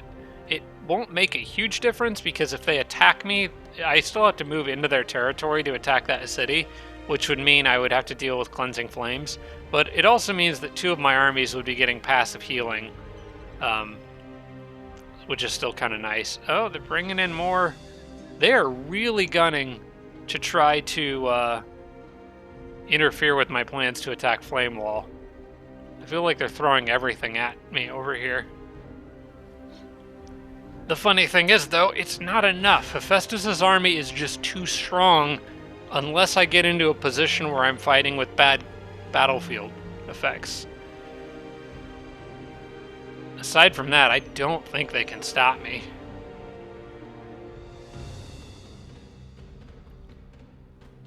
But I do have to admit, they're putting up a much bigger fight over here than I was anticipating. I thought I was just going to walk in and take Flame Wall, and that is not the case.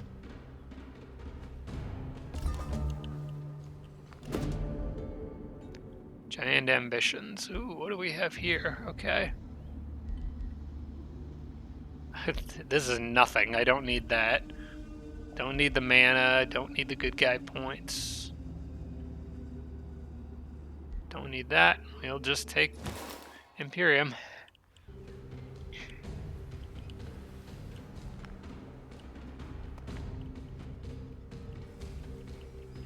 Beginning to regret not simply annexing Hornward.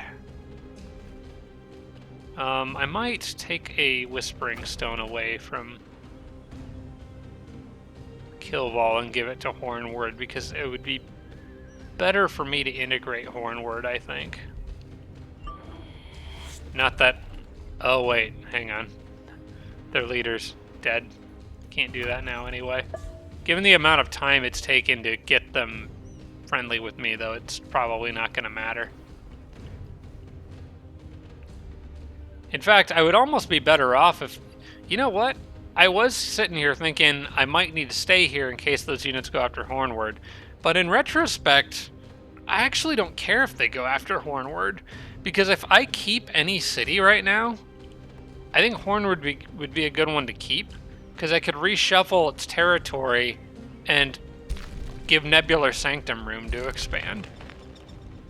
Which I can't do right now. So, you know what? If you guys want to take Hornward, you'd be doing me a favor right now. And in the meantime, I can use that time to go after Nykareth.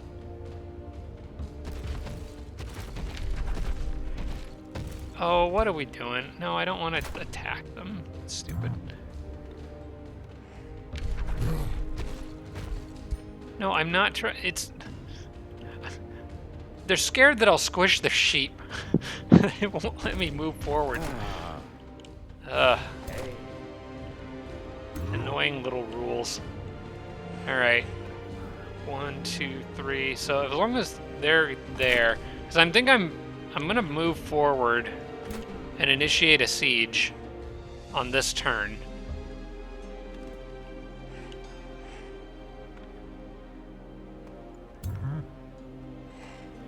I am not sure. problem is that I can't move them there without forced marching them. Unless I can cast... Because I need to cast favorable winds to move this army close enough to where they can start the siege, or Hephaestus. But I need to get close enough, though. I also need to cast favorable winds on them. I could move them here, and then they would be within 3 spaces of where I could start a siege. But it won't let me because apparently standing on their sheep is an act of war. So, yeah, those are apparently the sacred sheep, and I can't touch them. If I cast favorable... How many points do I have? Nope, I don't have enough to do that.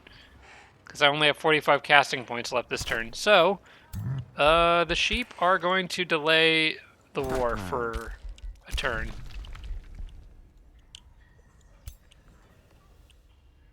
That's annoying. But you know what? It's also kind of funny, so I guess we'll roll with it. Okay, I need to connect this guy, or get this guy into these armies down here, probably swapping out for a Liege Guard that's not part of this house. And then the bigger question is, where do I need to go with these guys? I'm not anticipating that purple will invade me down here again, because I'm hitting Celestial Haven, and just took out a big army over here. I have no idea whose units those were that came through that teleporter, though. Things are quiet over here with brown. Mana Font is still safe. So purple probably has the flexibility to kind of go do whatever they want for a minute, which is unusual. I do have a couple little things I could clear out that's been kind of annoying me. The fact that I never cleared that mana node over there, and there's a teleporter right there for me to do it. So I guess I may as well go do that. Or I could be aggressive down here and try to go after Utopia. This might be a good time to do that. I'm trying to think, because brown... I just took out a lot of brown's units. I just took out a lot of purple's units, so I may actually have a chance to do this. But they keep coming up with more armies than I'm expecting, and it's been a few turns since we've seen anything out of Arvik. But I think this is about the best opportunity that I'm going to have to go after Utopia, because I don't have to worry about purple right now. And Utopia is super in my way, so I do really want to go get rid of them. Oh, also Tridale, I need to hurry this Lord's Manor. Do that. I'll probably take the Hall of Geomantic Resonance too. Although I don't know if I have any fungus field tiles here. Is this one got fungus fields? No, I don't think Ashlands can have it. Oh well. I'll get other stuff from it. This is still a good thing to build. Yeah, I think I'm gonna push down and try to get that city. And in this case, I am going to burn that city to the ground. This city-state down here, I'm just getting rid of them. I want all this territory for Tridale, as well as 3 spaces up top near the dragon thing. That's my goal for Tridale.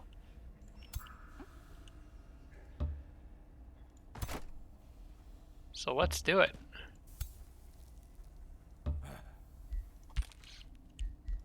I'm more comfortable going and fighting a city-state too anyway. They should be a little bit less scary. And I don't think anyone's going to come help them either. Alright, 2 turns left on this siege. I don't suppose any of you guys have Siegebreaker. No, none of those items are Siegebreaker items. How about you? Nope. Okay. Well, then it doesn't matter where they stand in relation to my mage's army, so I'll just leave them in friendly territory there.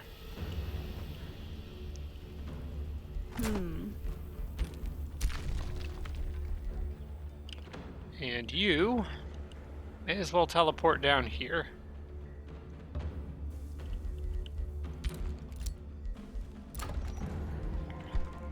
Got the Scholars Guild and Obsidian Forge, and the city kind of doesn't need to do anything else now. The only problem that I have with Obsidian Forge is that the Giants Forum is not built in a great spot. So it might be worth thinking about moving that. I do like where my farmstead is. Yeah,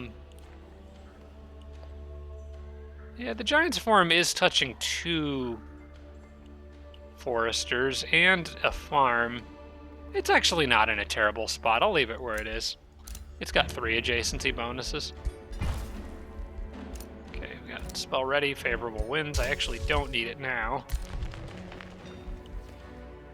because I can't cast it twice. Otherwise, I would use it up here. And Hester the Dagger just got their final level of renown. Beautiful. Man, I really wanted to take out yellow on this episode. I'm not sure if I'm going to be able to. I'm going to try.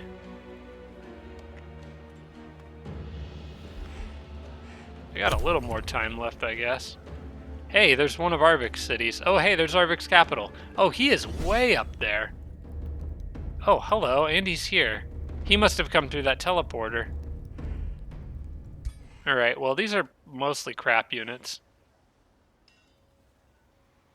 Other than his leader, so I think it should be fine. Ooh. That guy got hurt pretty badly. But it's okay, he'll heal up a bit in between turns.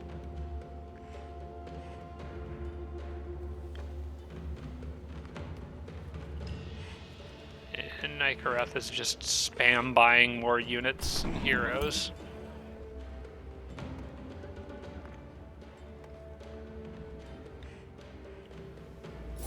Why can't you go take out Hornward?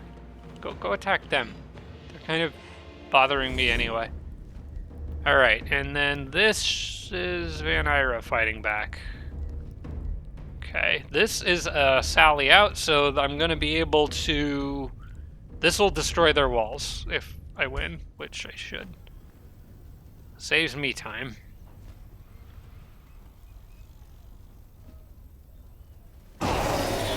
Holy crap. She always hits way harder than it looks like. Alright, well, do that one myself, I guess. I might be under the effect of a Spelljammer here, though. In fact, I'm under several different effects. Yeah, this is gonna be a decent siege. Alright,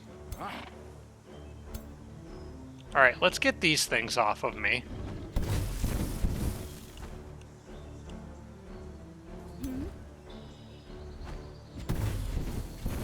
Set burning on them, which will make all my other units do more damage. Okay, they're toast. What am I actually up against here? I want to hit pretty hard on her side to get rid of the combat spells. The other stuff doesn't matter as much. Mostly want to go after her.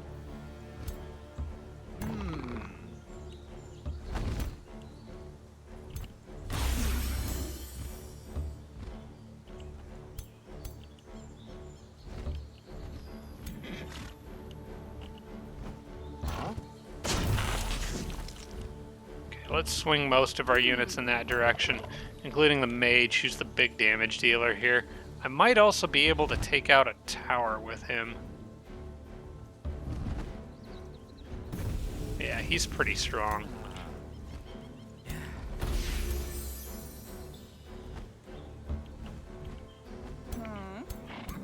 Alright, let's move this way.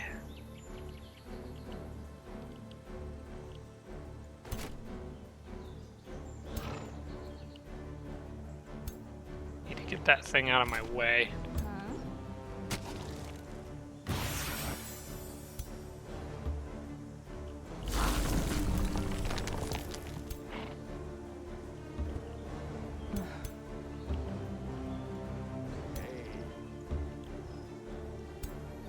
Alright, Liege Guards, link up.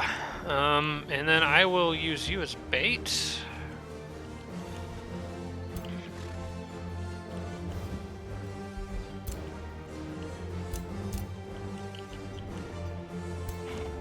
I think everyone is pretty much done moving. Other than maybe my Spellblade here. Who I can be fairly aggressive with because he's got that link. I'm gonna move him up about as far as he can go. Oh wait, hang on. We've been down that road before. Let's just not. Dang constrictors. I think it could still grab me from where it's at. It's got a pull, 1, 2, 3. No, I'm just out of its range. Okay.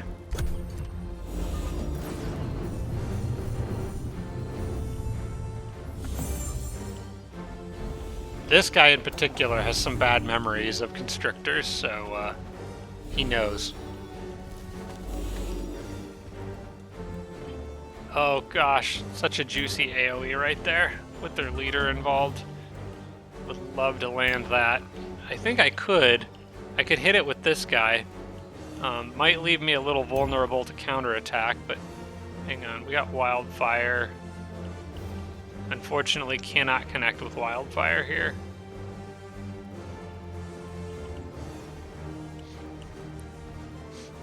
You know, I think what we do here is just get damage over time on them. And get super aggressive. I think I'm just going to full charge on this side. The archers can deal with the towers over time. For a second I thought they one-shot that because of the particle effects. I'm going to try to clear out some of these walls. And then I want to get my range, or my mage into range where he can start messing some stuff up here. Okay. Since I've got these guys linked to Liege Guards, I am probably okay to do this. Do I want to go for the kill here?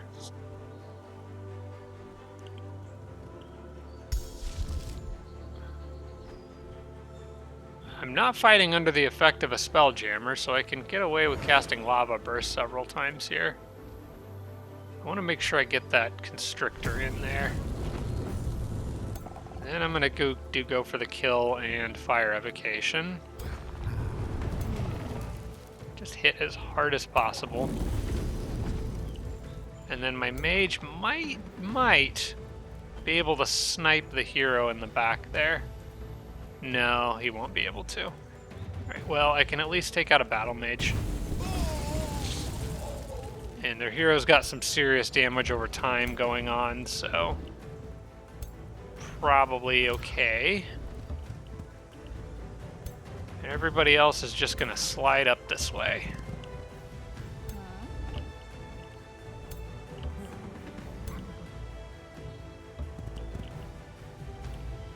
Except for you, you can go blow up right there. Let's do a little bit of damage.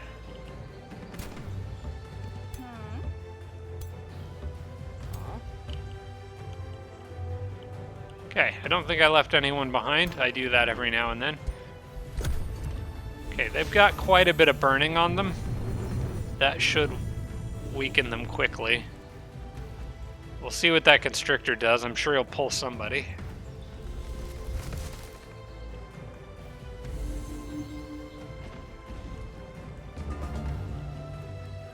He didn't really do anything. That sucks for you guys, because I think... Oh, man, I can't quite get him with Wildfire. But I do have Blast Evocation. This is going to be enough to... Oh, wait, hang on. Oh, I've got an idea. I can teleport, quick phase, and then use Arc Fire Burst.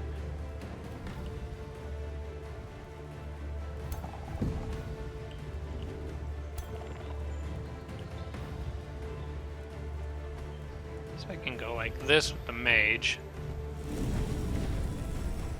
And then Arc Fire Burst should just ruin everybody. Boom. Okay, goodbye, Van Ira. Then it's just a matter of picking off the leftovers. Okay, so you have... I'm going to move you up so you don't miss. Okay, tower's gone. Units are on enemy walls. Beautiful.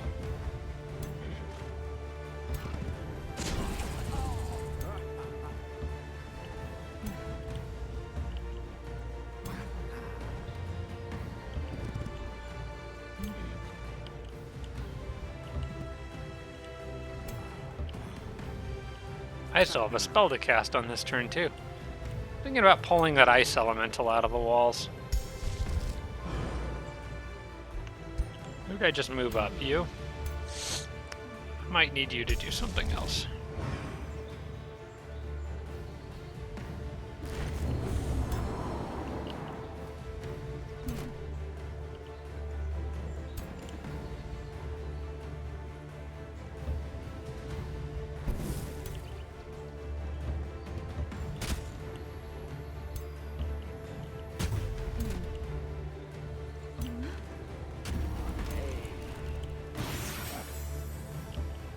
Okay, now they're just starting to fall apart.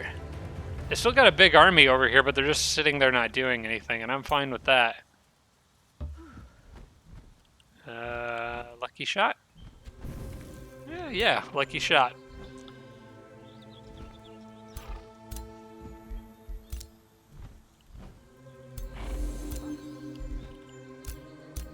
Think everybody else is good.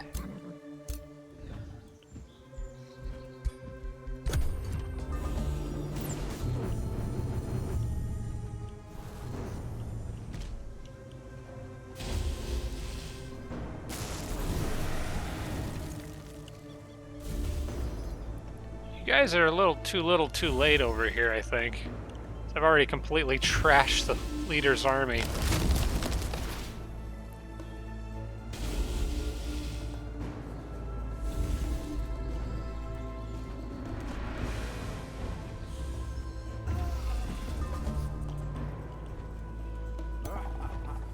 Okay, that guy can... Ooh, that's a nasty charge. And I don't have to worry about burning anymore. This is great.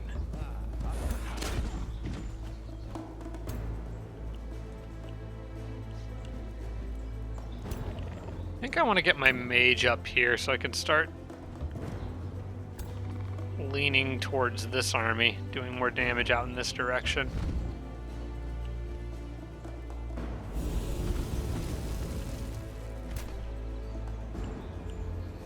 May as well summon a spider here.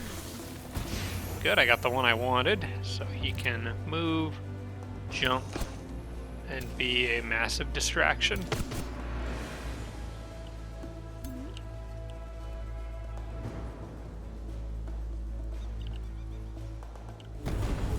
May want to start working on that hero over there.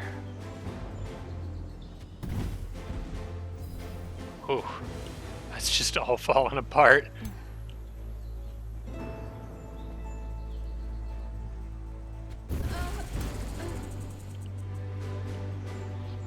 Matter of fact, why don't you come out of the wall?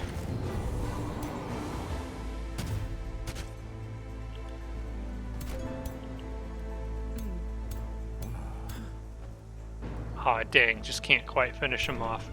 Well, he's a charge hero, so he's not in a good spot.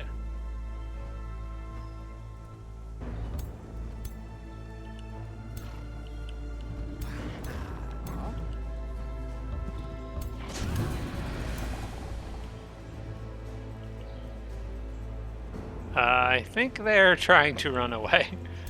I can't say that I blame them. And I can get another evocation off here.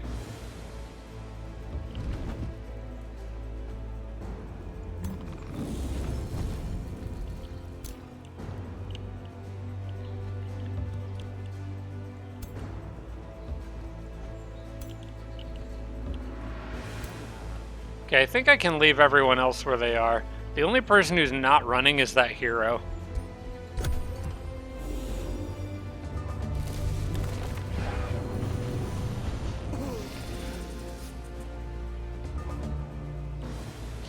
The funny thing is, when they run away in these fights, they have to run past your units because they're trying to get out of the city.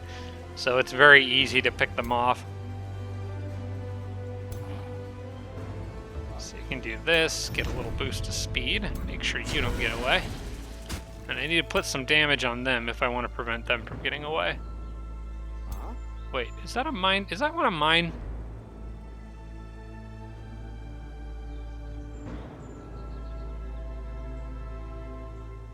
That is one of mine.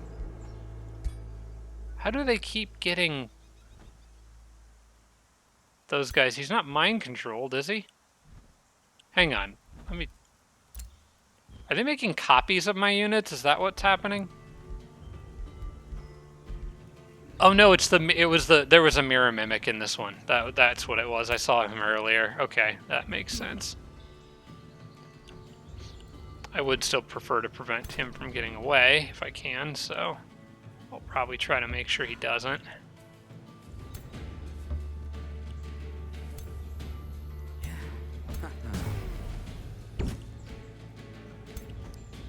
Slip away? That's funny.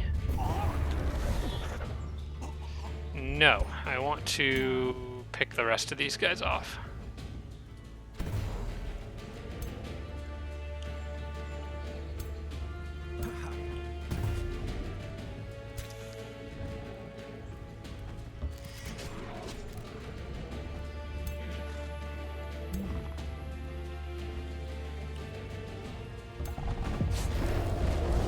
Two for the price of one because of meteor strikes.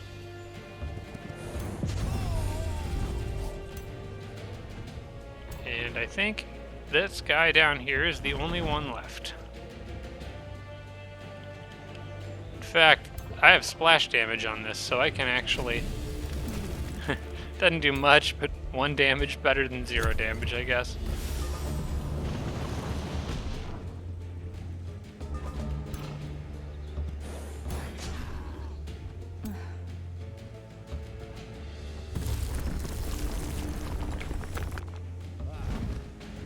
Now he is going to change back to a mirror mimic here.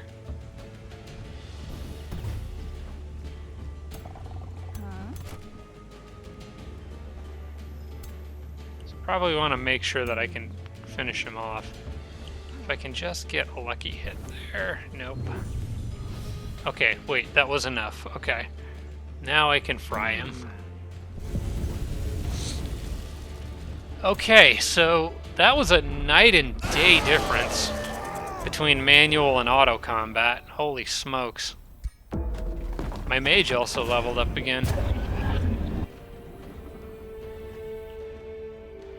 Nykareth, it's not looking good for you.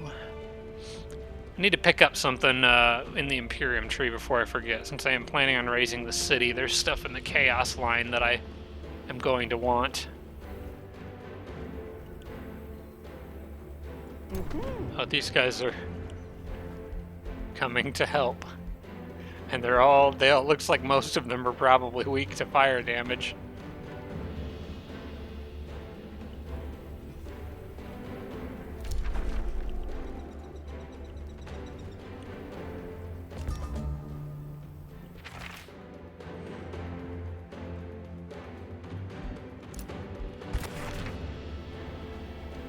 I don't really need these.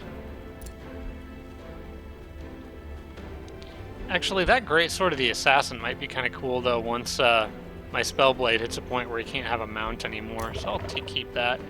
It looks like she is finally starting to build some dragons here, or recruiting them from somewhere else, but it might be a little bit late for that. And this is actually a 1-stack unit army, so this should be pretty easy. I do think I want to get these guys off my back first, though.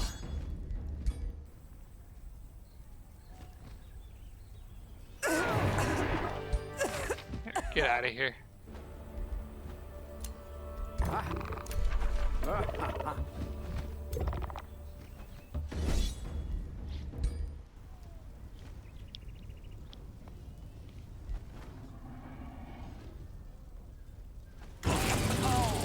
Ah, come on. We don't need to lose stuff here. I'll try to run through this one quickly because I don't think this one should be hard, especially after that last one.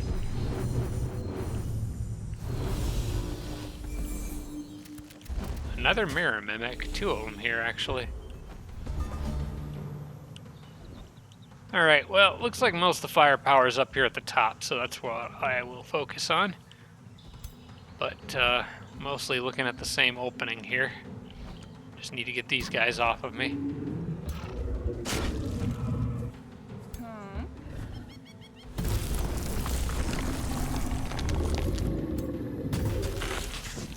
Didn't mean to do that with him, but alright.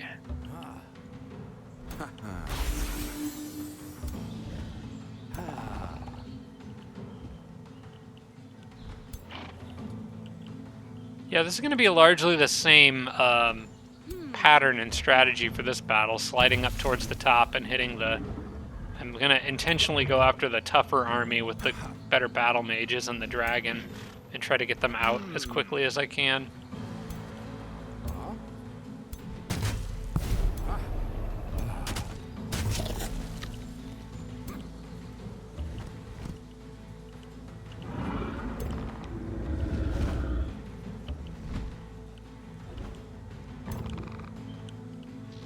You know what? Undo that. Go here instead. I know that giant might mess up my mage, but I can protect the mage with the liege guards, so it's fine.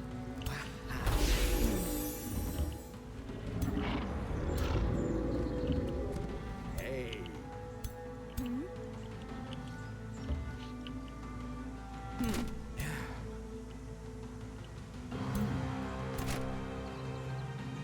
Hey. He might get stuck down here. Yeah, he got constricted.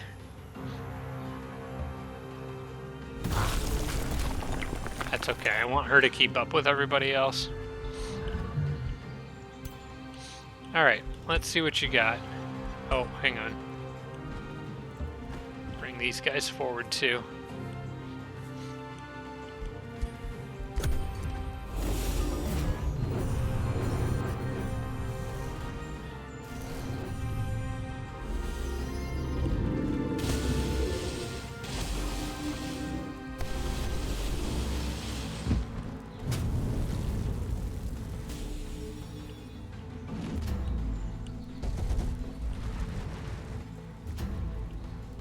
Now they're kind of bunched up in that spot again.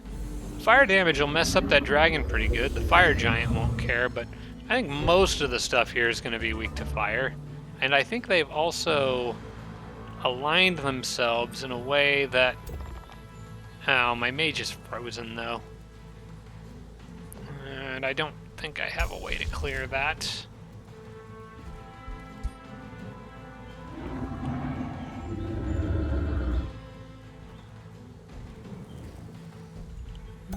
Well, that is slightly annoying, but so be it. We will adapt.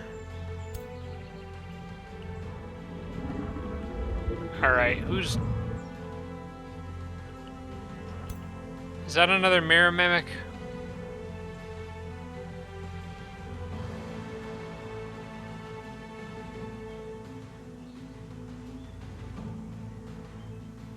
It's got star blades, so maybe?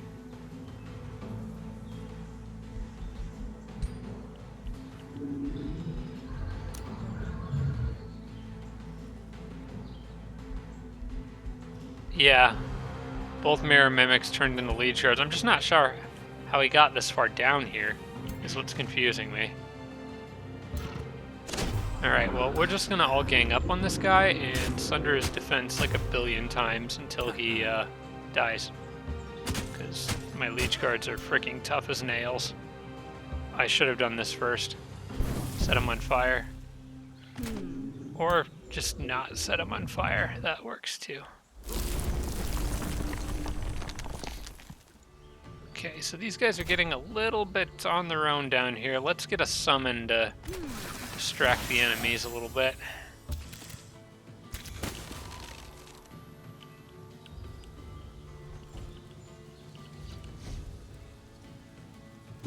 Wait, Van Ira's back again already? She must have that thing that brings her back. Now, let's see if we can get rid of her again.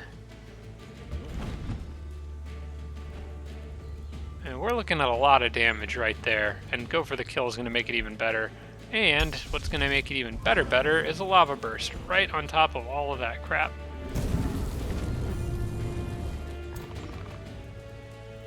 I might not even need go for the kill here. Although, it would probably knock out an extra unit. Nah, this is going to be good enough. I'll save it for arc fire burst later.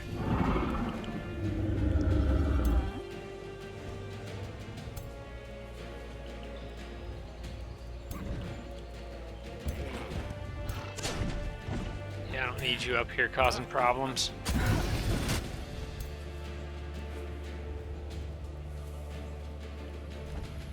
Oh hey, look, I can finish him off anyway.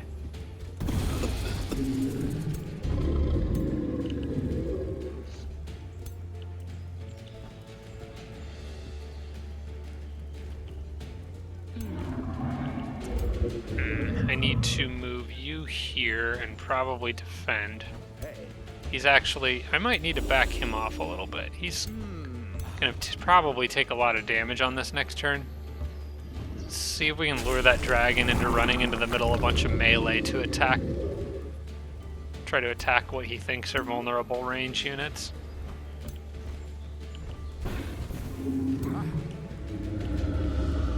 I can darn near kill that dragon, but not quite. If my mage was alive, he'd be dead.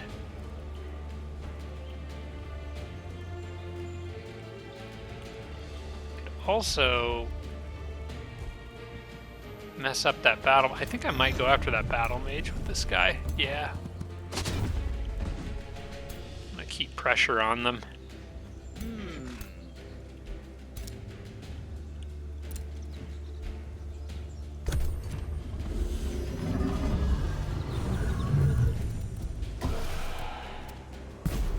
Okay, good. They are going after my spider, which is now insane, but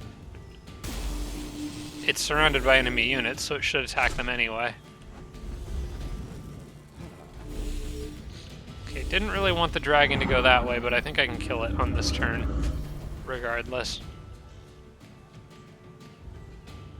Alright, I need to get rid of this guy.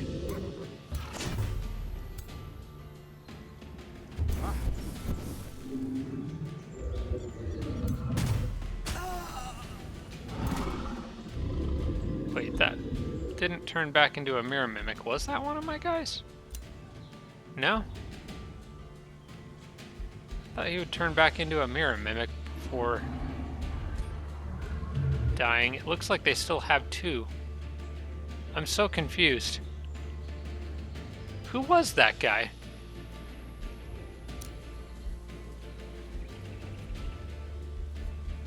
They've only lost 3 battle mages. I don't know what's going on. They had 2 mirror mimics, which I thought were these two. Then I killed one of those liege guards, but now it's acting like they're still there. I don't know. Maybe they created a copy of a unit. I think, you know what, now that I think about it, I'm pretty sure that she has a spell that can do that. Oh, hang on, Throne of Mirrors. Well, that's how she's here.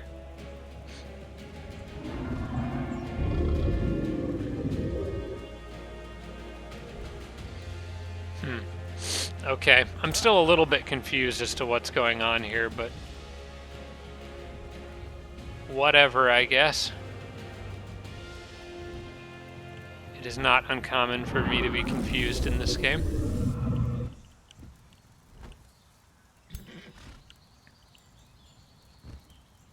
Okay, I think I want to get this guy out of here.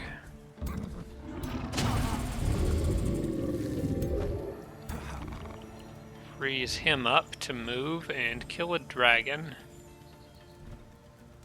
In fact, I have a better idea. If I can reach. Well, kind of works. Yep, that'll work.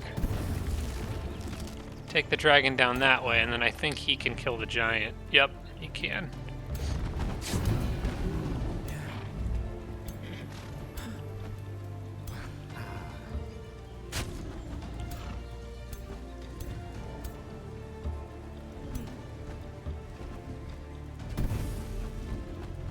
And I'll just ignore that tower up there. It's not worth my time. I would rather bring everyone back and start working my way down here.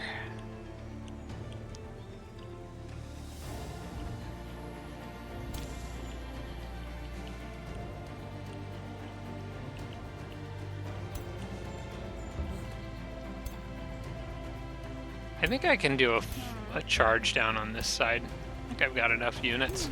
This is a very good hero. She should be able to hold out long enough for the others to show up. I do think I want to drop another lava burst in here somewhere. Maybe... will that include the tower? Yes, it will. Right there looks good.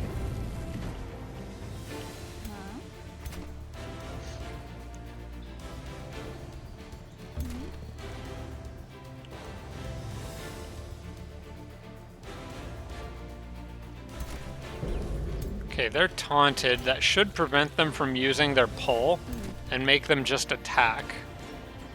I think.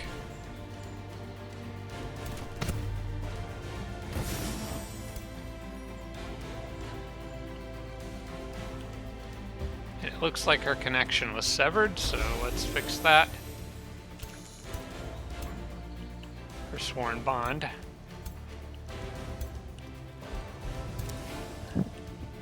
Alright, and then everybody else basically just needs to get down this way as fast as they can.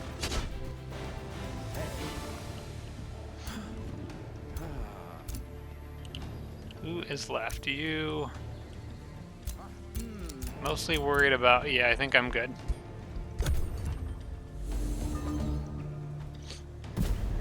Was mostly worried about getting... If anyone had movement up there, I wanted to have them start walking down over here.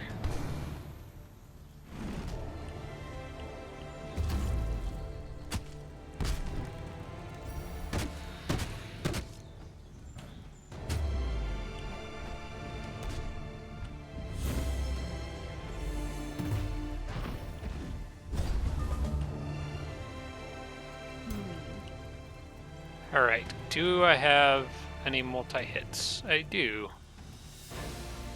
I think I would like to hit her with it. If I can, I want to snipe... I'm actually thinking about dropping a lava burst right on top of my hero's head here. That would kill everything there. I might be able to do this without dropping a lava burst on her head, though, because I've still got arc fire blast from this guy. Yeah, I think that would be better. Then I don't have to use a spell on that.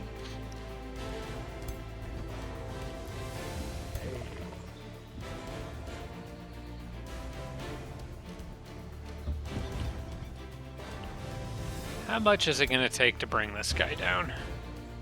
Not too much. Okay.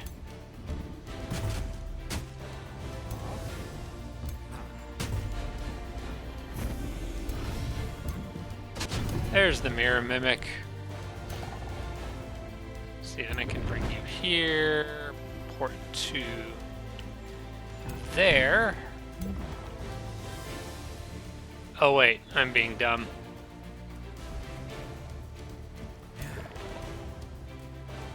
Well, that was kind of a waste, but alright. Well, we'll just drop this over here. Okay, we are going to drop this on everybody's heads. Just because I want all that crap out of the way. And I don't really need to worry about fire damage too much because how much resistance does he have to it? 7? And she's probably got, yep, 7. So I can basically just drop fire spells on top of my own head now, and it doesn't really matter. I mostly wanted to get her down to start bothering that Umbral Mistress, because those are very annoying units.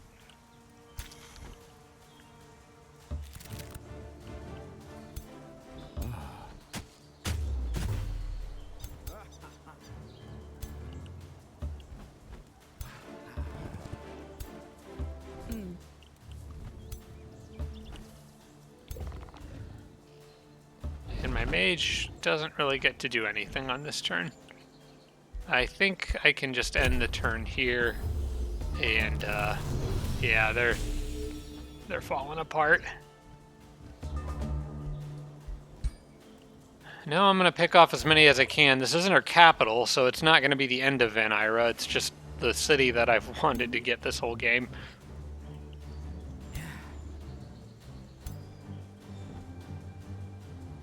I don't know if I'll be able to stop him from getting away, but dang it, we're going to try.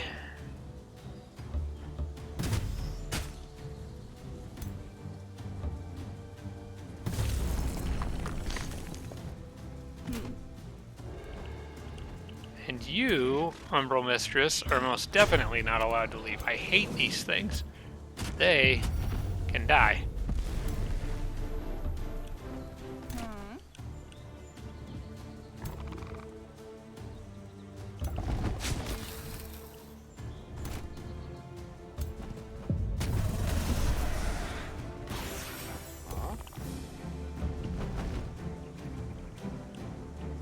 And you guys can just stay there.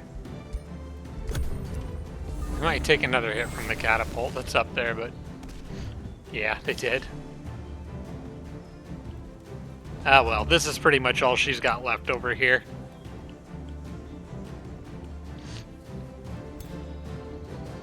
Is that a combat summon?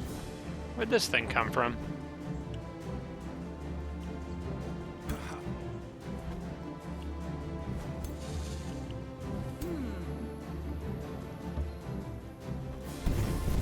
Can't hit me because it's refuged, so...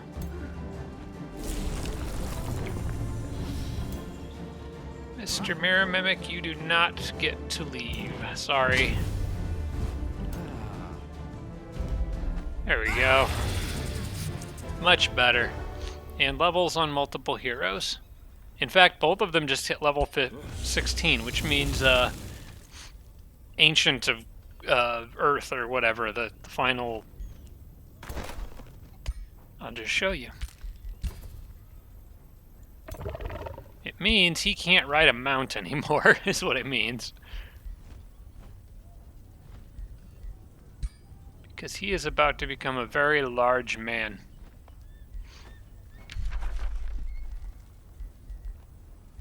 In fact, I might want to end their, or get them all done with moving, because sometimes losing your mount can do funny things with your movement. So I'm going to want to just get into Celestial Haven first.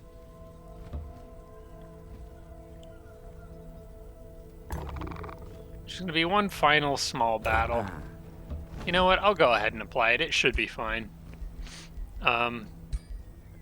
So, we want to take Paragon of Materium to get Ancient of Earth.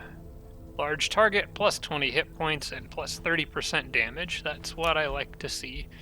And I can also get a couple other things from in here. Most notably, I want to go down... I think the flanker would be really good for him, although he won't be able to move as far, but he's still got that teleport. There's a different build that I really like that involves going back to knockback retaliations, but I'm not sure I can do it. But this can be really fun when you pair it with the short spears on spell blades. It's actually possibly my favorite mortal hero build right now. But for this guy, I think I want to do the flank attack bonus. Actually, I think he already has the flank attack bonus, though.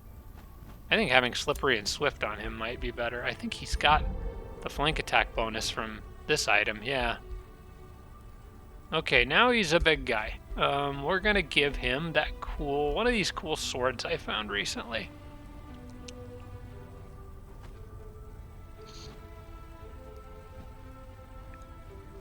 That's got Dragon Slayer on it.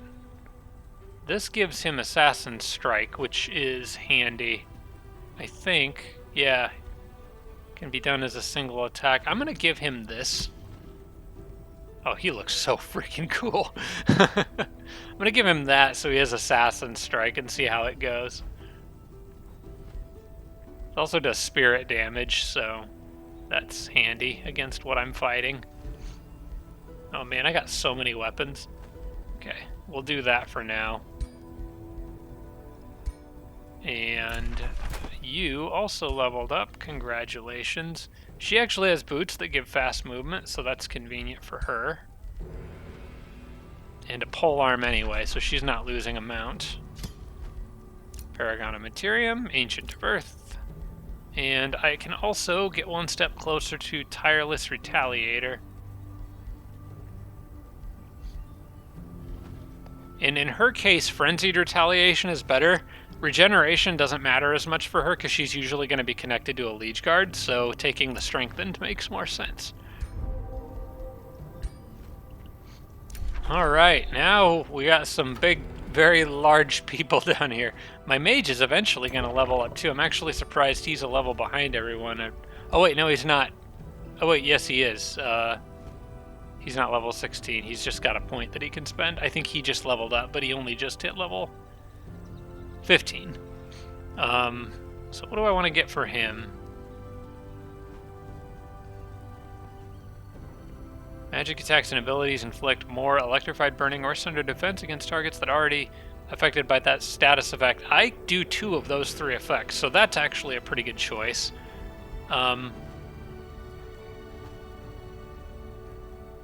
There's a teleport ability. Could get him out of a pinch. I really want to get Unrelenting Elements. I think just more status effects, though, is kind of like what I'm going for here with all the burning and stuff, so I'll take that.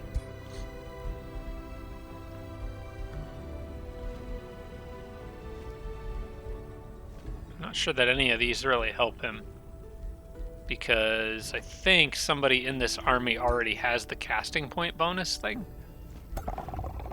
No, not you. Yeah, she's already got one, so none of those really help him.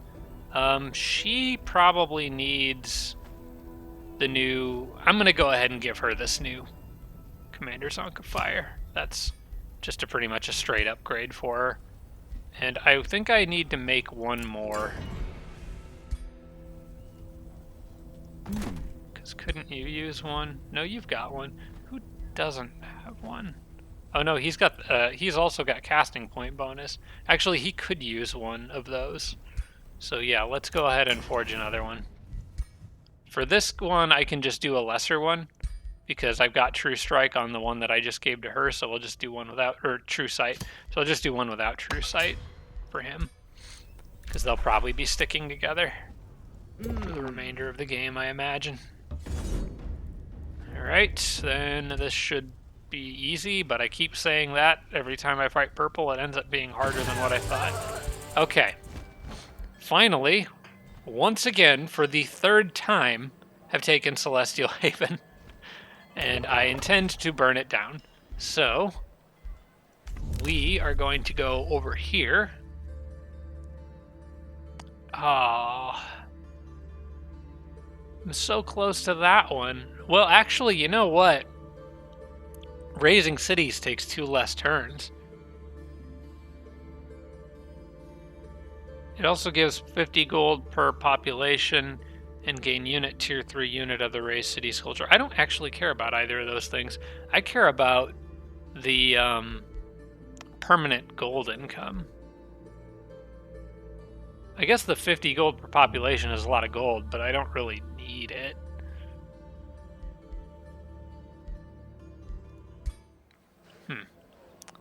How long would it take to raise the city? 4 turns. If I wait 3, I shave off 2 turns.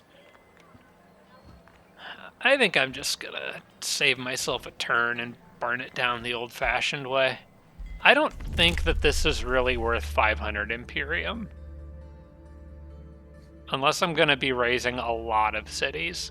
Because shaving 2 turns off it is nice, but I don't think it's worth 500 Imperium and waiting an extra turn to wait to get this, when I could just take this now, get the 20, or take that now, get the 20 permanent gold income per turn, get it done a turn faster, and not spend 500 Imperium. So I'm going to take this instead. Well, I was going to take that either way, but...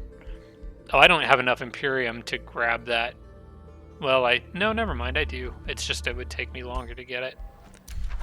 Okay, well, we're just gonna do this. We're still gonna get plenty of money from burning that down. And I am going to stand on it and guard it because I, for once, am going to hold this point. Good luck taking this from me, you jerks. It's mine now. I will have Celestial Haven. Well, I won't. It's going to be gone in a couple turns, but I will destroy Celestial Haven. Okay, and how are you guys doing down here? Still no signs of any other enemy interference. My main concern right now is Brown showing up somewhere and causing a bunch of problems. This guy I can deal with. Got plenty of extras and Obsidian Forge.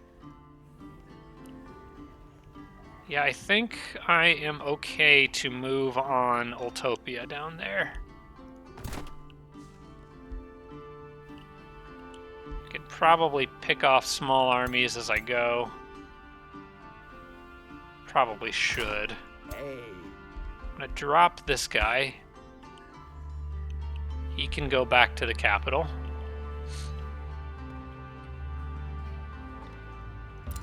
Whoops. No. Cancel that. There you go. Huh?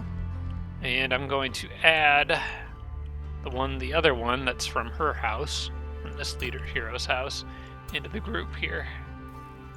So we're starting to get quite a few of them. So she's got her whole own army.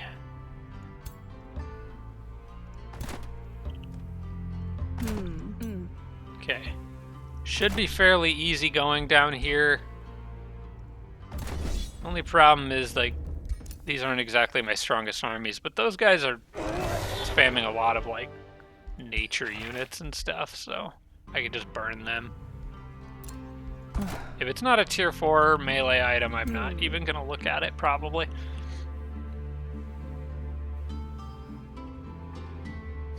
Tempting to go after that rumbling prison just to give me friendly territory. You know, that actually probably isn't a bad idea. To go take that, and then just that gives me friendly territory to heal in. It's only a silver tier wonder. It shouldn't be that hard.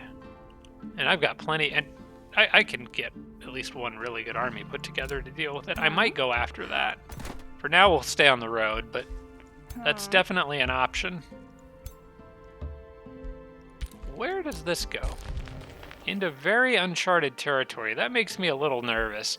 If an army like what I just fought up here came down here, they'd be in trouble. I think the only saving grace, though, here is that I've done so much damage to purple in the last couple turns that I can't imagine them having a big enough army to really threaten me at this point down there. Okay, what do we got here? Arvik. Oh yeah, Arvik interfered and tried to bother me. Did almost nothing. So we can... In fact, I'll just take the whole army there and wipe him out. It's so nice being able to just leave cast spells in battle on and not have to worry about mana. Okay. Now we begin the Siege of Yellow. And I want Hephaestus to be the one leading this. He does have Siegebreaker on all units in his army, I'm pretty sure. Yep. I know I've got it on others too, but for the purposes of this, I want to leave most of them out. In fact, I'm going to swap him. You need to heal more. We'll put a different Liege Guard in there. There you go. In fact, I want to make sure you're with the actual Ritualist healer, so I can put you...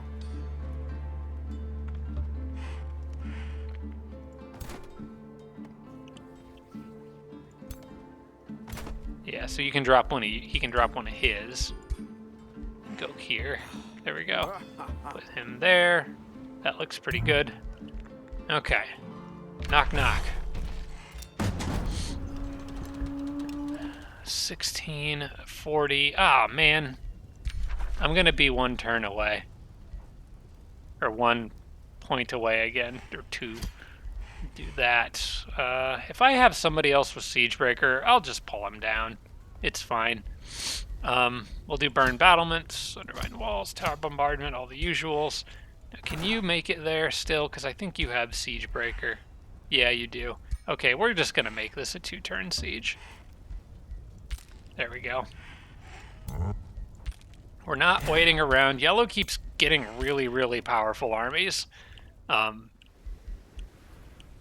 just don't want to mess around with it anymore. Okay, withdrawn, captured. I did get somebody back in Magitarium. Okay.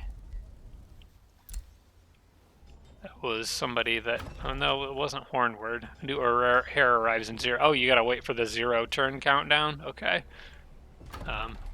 Anyway, I think Magitarium got a hero. Oh, no, that's Manafont. I don't know where Magitarium is. Oh well, it's probably not important if I don't know where it is.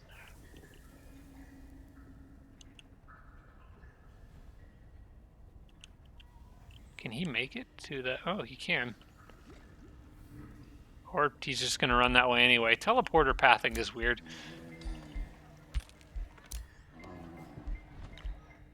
Let's get you down there. Yeah. Just keep trying to reinforce her army. Make it a much deadlier fighting force. Okay, let's see. Nebular Sanctum doesn't really have the incentive to grow too much here. I'm going to probably... Maybe we can get some special province improvements in here. We got farms. We got foresters. I could get the Giants Forum down here somewhere. Let's take a quick look. Got 2 foresters there. Lots of farms and foresters over here. Giants Forum right there might be good. And then I could... Oh yeah, that actually would be good. Because then I could get multiple farms. But I could also... If I could do the farmstead and the Carnival of Flesh, make kind of a triangle here. I think I know what I'm going to do. I'm going to make this into a Giants Forum. Right here. And then probably turn that into a farmstead, because the Giants Forum will count as a farm. And I will also have that farm there. Or I could turn this into a mine. I don't actually need that to be a farm. Growth in Nebular Sanctum isn't that important because it can't get out from the underground anyway. But I think that's a good spot for the Giant Forum, though, regardless. So I'm going to leave it there. That little teleporter's going down, but I don't care too much about that. I don't need to be out there right now. Telesfork should be able to... Actually, Telesfork is one I should have reinforced. Well, it's too late for that now. Next route, I can hurry a rally of lieges if I need to. Oddly enough, Telesfork is one that I think would be under huge threat from Brown, but Brown just doesn't... I guess there is this giant cavern wall here that's blocking them, but I think Brown is down here somewhere, so they could come through this cave passage.